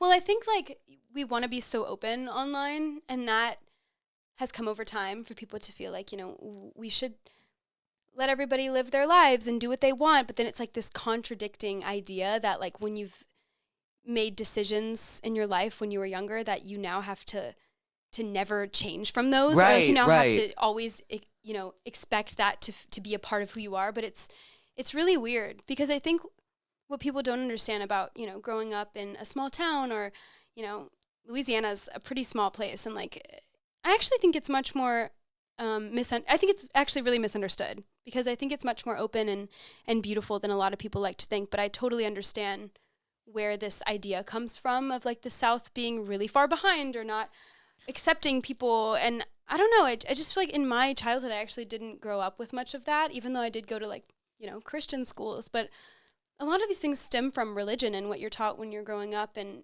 you know, leaning on kind of like a rule book of life, which is like what a lot of these things stem from in the first place. And then I think it's like experiencing new life and new places and new people, and you realize the world is not as small as you thought it was, and you get the opportunity to see and feel things that are new and exciting and beautiful and in ways that you just didn't know were possible. And I think growing up in a small town, I kind of just you live the life that you're learning to live in order to exist in that life, you know, because you're just you're living the life that you're taught to live or that you're expected to live when you're in a certain space. And then you know, travel and you experience life and you move and you meet new people and you try things and everything just opens up a little bit more. And it's nothing, I think none of it until it is out of bad intention. Right. And I think in my life, I've always tried to lead with a really good intention in everything I do. And I don't know, I try to treat everybody the way I want to be treated, and that's kind of just how I've always acted. Do you remember like that moment where you felt like, oh, there's more than this town. There's like more Yeah. than like. When I got on Tumblr, when I was Really? like, yeah, I think I must have been like 11 Yeah. when I first got on Tumblr because my older cousin had Tumblr, and it was like during the age of like, I think it was 2010, 2011, 2012, when people would do like the summer pictures of like big rings, like the blow up rings and like bleach blonde hair. Yeah, and, yeah, it'd be, yeah. like 2012, Yeah. you know? And I was like, oh my God, this is so fun. And like bikinis and like, I love it. And then I like got to confront a lot of different interests maybe in my life and like creative interest on Tumblr. And that kind of opened up a whole new world for me. And social media, I mean, it really taught me so much. I was on Stan Twitter when I was little, like. Stan Twitter shapes you. It really does. I had like a 1D account. Did you really? Yes. Oh Does my it still gosh. exist? No, I actually tried to find it because, oh my God, I don't even want to talk about it because I'm like, who knows? Maybe it does exist. Like, I'm scared. But no, I had like a, I don't even want to talk about it. But I also had a Okay, we don't Dance have to, Moms we don't fan have page to. too because I loved Dance Moms. So I was always on like. Peyton had, my roommate Stop! Peyton had a Dance Mom fan account. So did I. It was on Facebook though. Oh, really? Yes, I had a Dance Moms fan page on Facebook. And what, like Like what? I was in fan page group chats on Facebook. Like it was really crazy. Was it like with like 30-year-old women? No, it was with a bunch of kids. What? We were all kids on Facebook. We were way too young to be there, but we were there. Okay, I forgot that. I feel like I forget that Facebook was a thing. I know, and it was so big. Facebook, I really want it to make a comeback. But Really? it would. I would do that. But it's like in this day and age, like it's not marketable because Facebook was so personable. Personal. Yeah, personal. You know, like you had to friend someone to see their stuff. But that's kind of the beauty of it. Yeah, I know. That was like where the nice community of it all came from, you know. But I also do get like sharing things. That's why like obviously TikTok is so massive and so global is because it's like you're getting fed new people every single day that you'd never have seen before in your life versus like Facebook is like an active community that you have to like make, Right. you know? Right. Which is interesting. I feel like TikTok's like changed so much from like its conception to what it is now. Yeah. It It's- really has. It's like evolved. It's a completely different thing, and I feel like I don't know. It's so weird when you're watching an app. You're like, I can never imagine this app not being what like the biggest thing in the world, Mhm. and I feel like it's so crazy to think that there's gonna be something after TikTok. I you know, it's Like, weird. it But was- I don't know. Maybe TikTok will. I mean, Facebook is still around, you know? Right. And so maybe we'll always be on TikTok. I hope. I think we will be. I love TikTok. Nobody I can I love take like I that feel like away. I've discovered so much new music on TikTok and like so many shows that I Same. watch and like. Well, speaking of, actually, I was so excited to ask you, like, what were you listening to, like, while you were making your album? Like, Ooh. who were you listening to, like, for inspo and just, or Wait, what? I'm like, I should look at my. Can't you see your like most listened to songs of the year? I feel like your Spotify is, like, famous. Like, I remember, like, when everyone was like, wait, Addison Rae listens to Arca? Oh Like, my God, did. I remember that too. That was such a funny time. I'm like, now my Spotify is a little bit more public, and I turned off my active listening because I'm like, y'all don't need to know what I'm listening to. Like, get out of here. Fuck, I need to turn that off. No, you should, because like I'm just like, get out of my business. I'm trying to find new music. Like, Right, give me a right. second. I have literally no service in here, but I think a lot of the stuff I was listening to when I made my album was, I was obviously listening to just albums that I love in life. I was Mhm. listening to a lot of Arca, a lot of Madonna. You love Madonna? Love Madonna. I I just was watched- listening to Erotica. I've never heard Erotica, but I just watched the Glee Madonna episode last night, and I was like, damn, I really should get into Madonna. No, you should. You should listen to Erotica. But you should also, have you watched Truth or Dare? No. Oh my God. Is that the... It's like her tour documentary. Okay. And it's so amazing. You should watch that. And then you should listen to Erotica. Okay, and then she had the. I was watching like there was this TikTok. I love when people like really deep dive into albums. It's like my favorite thing. Like she Same. listens to this podcast called what is it? Every Single Album. Yeah, and like someone was going into Madonna's. I think it was Ray of Light, or no? What was the one where she like has her hair back? Yeah, Ray of Light. Yeah, Ray of Light, and they were like that was the album that like changed Madonna's whole. Yeah, that album's pretty damn amazing. Yeah. Have you listened to it? Oh my God, you have to. I know I need There's to. this one song on it called Little Star, and it's like for Lourdes. It's Oh. so cute. And the lyric is like, never forget who you are, little star. Never forget how to dream. butterfly, and it's really sweet. Oh, that's beautiful. It's really sweet. It was like a lullaby type of song, but it's really beautiful and like ethereal. I mean, all of those songs are really incredible. Ray of Light is actually a cover. Do you know that song, Ray of Light? Yeah, it's a actually cover, by yeah. from who sung it originally?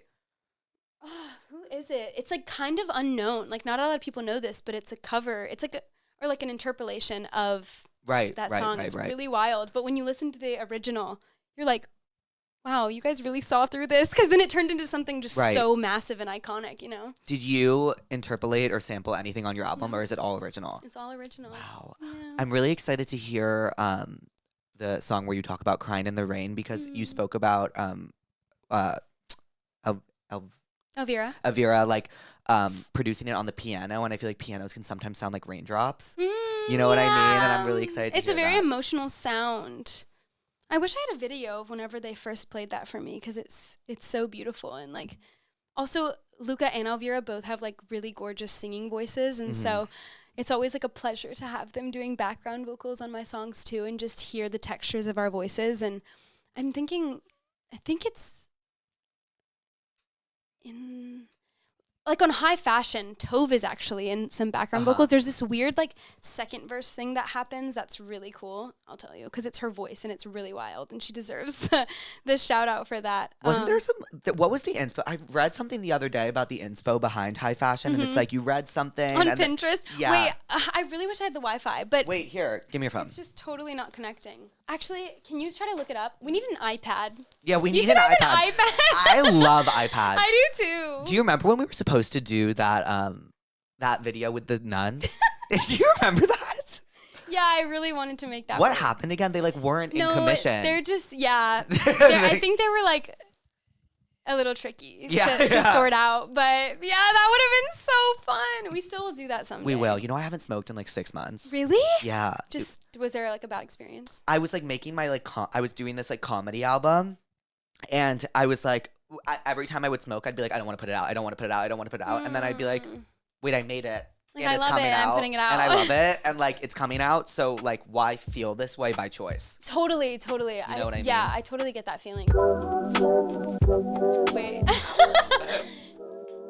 Oh, okay. So I saw this and I was like, wait, I love the idea of like high fashion. And then I wrote, I mean, you wouldn't really necessarily take this as that, but when I read this, I was like, wait, I want to get high fashion. Right. Let's get high Oh, fashion. so you changed it. Well, yeah, it's completely Yeah, different. I mean, yeah, I would better have, or I would have gotten sued. No, but this was very inspiring for it. Oh, that's sick, actually. Yeah. I love your references. Charlie said you have the best references. I love It's her. true. Okay, are you ready for the let's tell me go. what's wrong? Let's go. Let's get somewhere. Let's come back to earth. We need to. Actually, I don't want to. My boyfriend is still in a friend group with his ex. They broke up only a year ago and dated for 3 years. Literally moved in together, the whole 9 yards. I'm not sure if I should be crazy about it or be chill. Absolutely not. Yeah, right? That's what I think too. Be chill, absolutely not. No, like I'm would not chill. I'm not chill. How could you be if he moved in with his ex and he's still in a friend group? He sees them every single day? No. No. I'm also crazy though. Like, I'm my Venus is in Scorpio, so I'm really crazy and intense. What so does your that's Venus in definitely not Scorpio happening. mean? Like, what is that? It's like the way you love. Okay. And so Understood. Scorpio's pretty like direct and intense and passionate and like all in. So that just does not work for me. That doesn't work for me either. I'd be like, you need to stop being friends with them. You're like, me or them. No, like me or them. I'm seriously. Yeah, I just feel like, to be honest though, I'm really direct when it comes to like communication and like talking to people, and I find a lot of closeness comes from directness, and so I try and always be really honest when I feel like a way about things, and hopefully can come together. So I think if you can have a really open, honest conversation with that person, maybe, I don't know, maybe they'll understand where you're coming from, and then and can understand why you'd be uncomfortable. And then if they gaslight you, you can be like, you're gaslighting me. Yeah, exactly. So- Just call them out. I stopped being friends with one of my college roommates without telling her. She lets her boyfriend say awful things to our mutual friend, so I stopped reaching out. Should I have told her I'm not her friend, or did I do the right thing by distancing myself silently?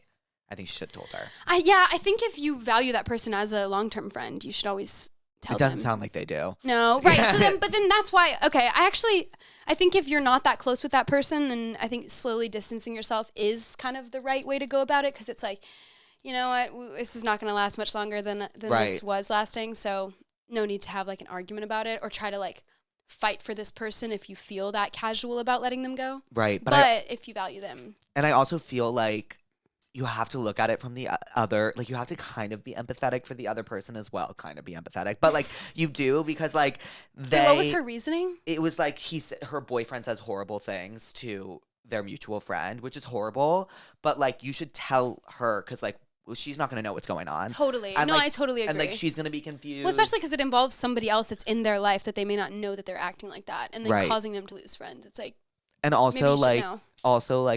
I've been in that position where like people have been upset with me and not told me why, and like that is like the worst feeling. And But do you ask them, or you're like, what's yes, wrong? and then if they don't tell you, it's like a guessing game. It's like, well, yeah, it's but like that is like torture. showing you who that person is, because Right. if they're not going to tell you why you upset them, then you know that they don't even want to work it out. Right. You know? It's like an internal Right. thing.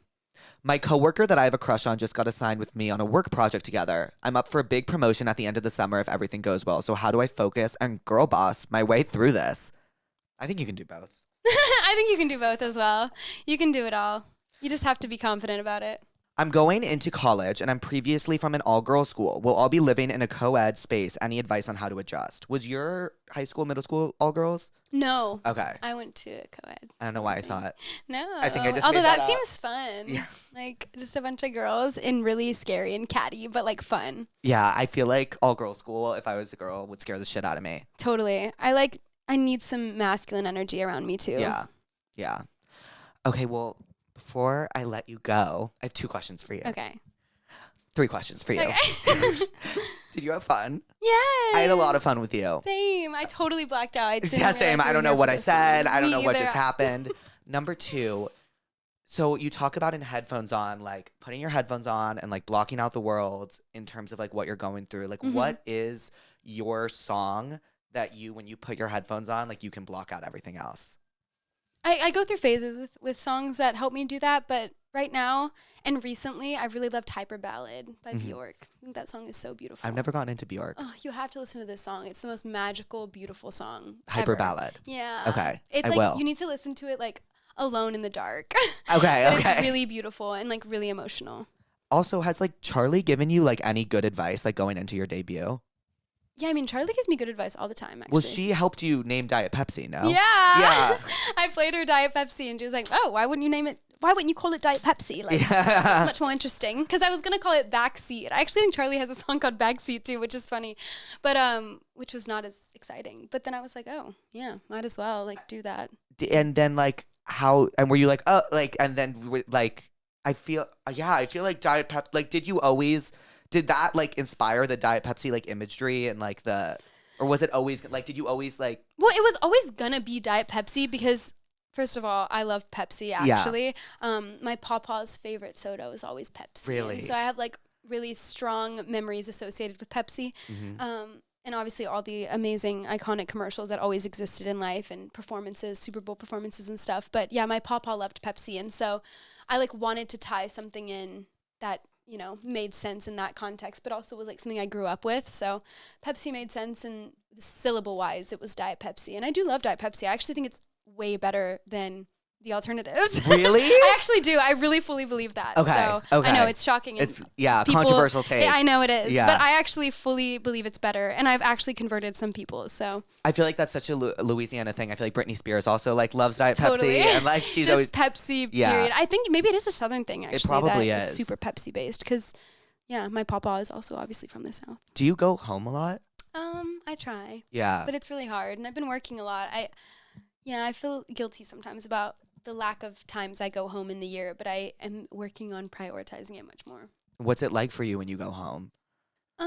It's fun. Yeah. I always see my family and try and spend time with them. My family cooks a lot, and they cook really well. So I always try to go and have a home-cooked meal. What's your favorite thing that your family will cook? Like rice and gravy. Mm. Or like gumbo. My mom makes a good gumbo. Gumbo is my favorite food in the entire world. When I went to Louisiana, I had 4 different servings of gumbo in 24 hours. You need to come to my family's. Please. Please. You would die. My family makes the best food. Like, Oh. it's really spicy and, like, Yep. really crazy. I and love like delicious. a gumbo with sausage and chicken over like jasmine rice. Yum. Like that's like I my want that favorite thing in the now. entire It's so world. good. And my family makes like really good baked beans randomly. Ooh. Like sweet baked beans. I feel like there's nowhere to get, I don't know where there's a good place to get gumbo in LA. I haven't had it yet. No, I don't know. Yeah. I wouldn't trust it either. I Yeah, think you'd like- have to get somebody to make it. I feel like. Maybe I'll learn how to make it and we can have a little gumbo night. Please. I need to You get know the we never got recipe. Go Greek. Remember when we were I supposed to get Go Greek and I'm we would down to like get Go once a Greek. week we'd be like, let's go, and then it Yeah. just never worked out. I want Go Greek. Me too. That sounds good. Should we get Go Greek? We should. We should. Uh, Okay, and Addison, what did we learn today? that podcasts are not as scary as I think. Oh, that makes me really happy that that's what you took from this. That makes me really happy. I'm serious. I learned that if you treat something as fleeting, other people will treat it as fleeting. And I think when you say you treat people the way you want to be treated, that same thing should go for the ideas and the stuff you're putting out. Yeah. So treat that content and that idea the way you want it to be received. Yeah. Aw, Yeah. I'm happy that's what you took away from That this. is what I took away. And I love you. I love you. And I'm really excited for your album out June 6th. Thanks. Addison. I think it's out already, so go re-listen. Oh yeah, it's out Go already. re-listen with It's out. context. Listen with context, and I love you. I love you. And thank you for coming on. Thanks, Jake. Do you want to give a little bye, pussies? Bye, pussy.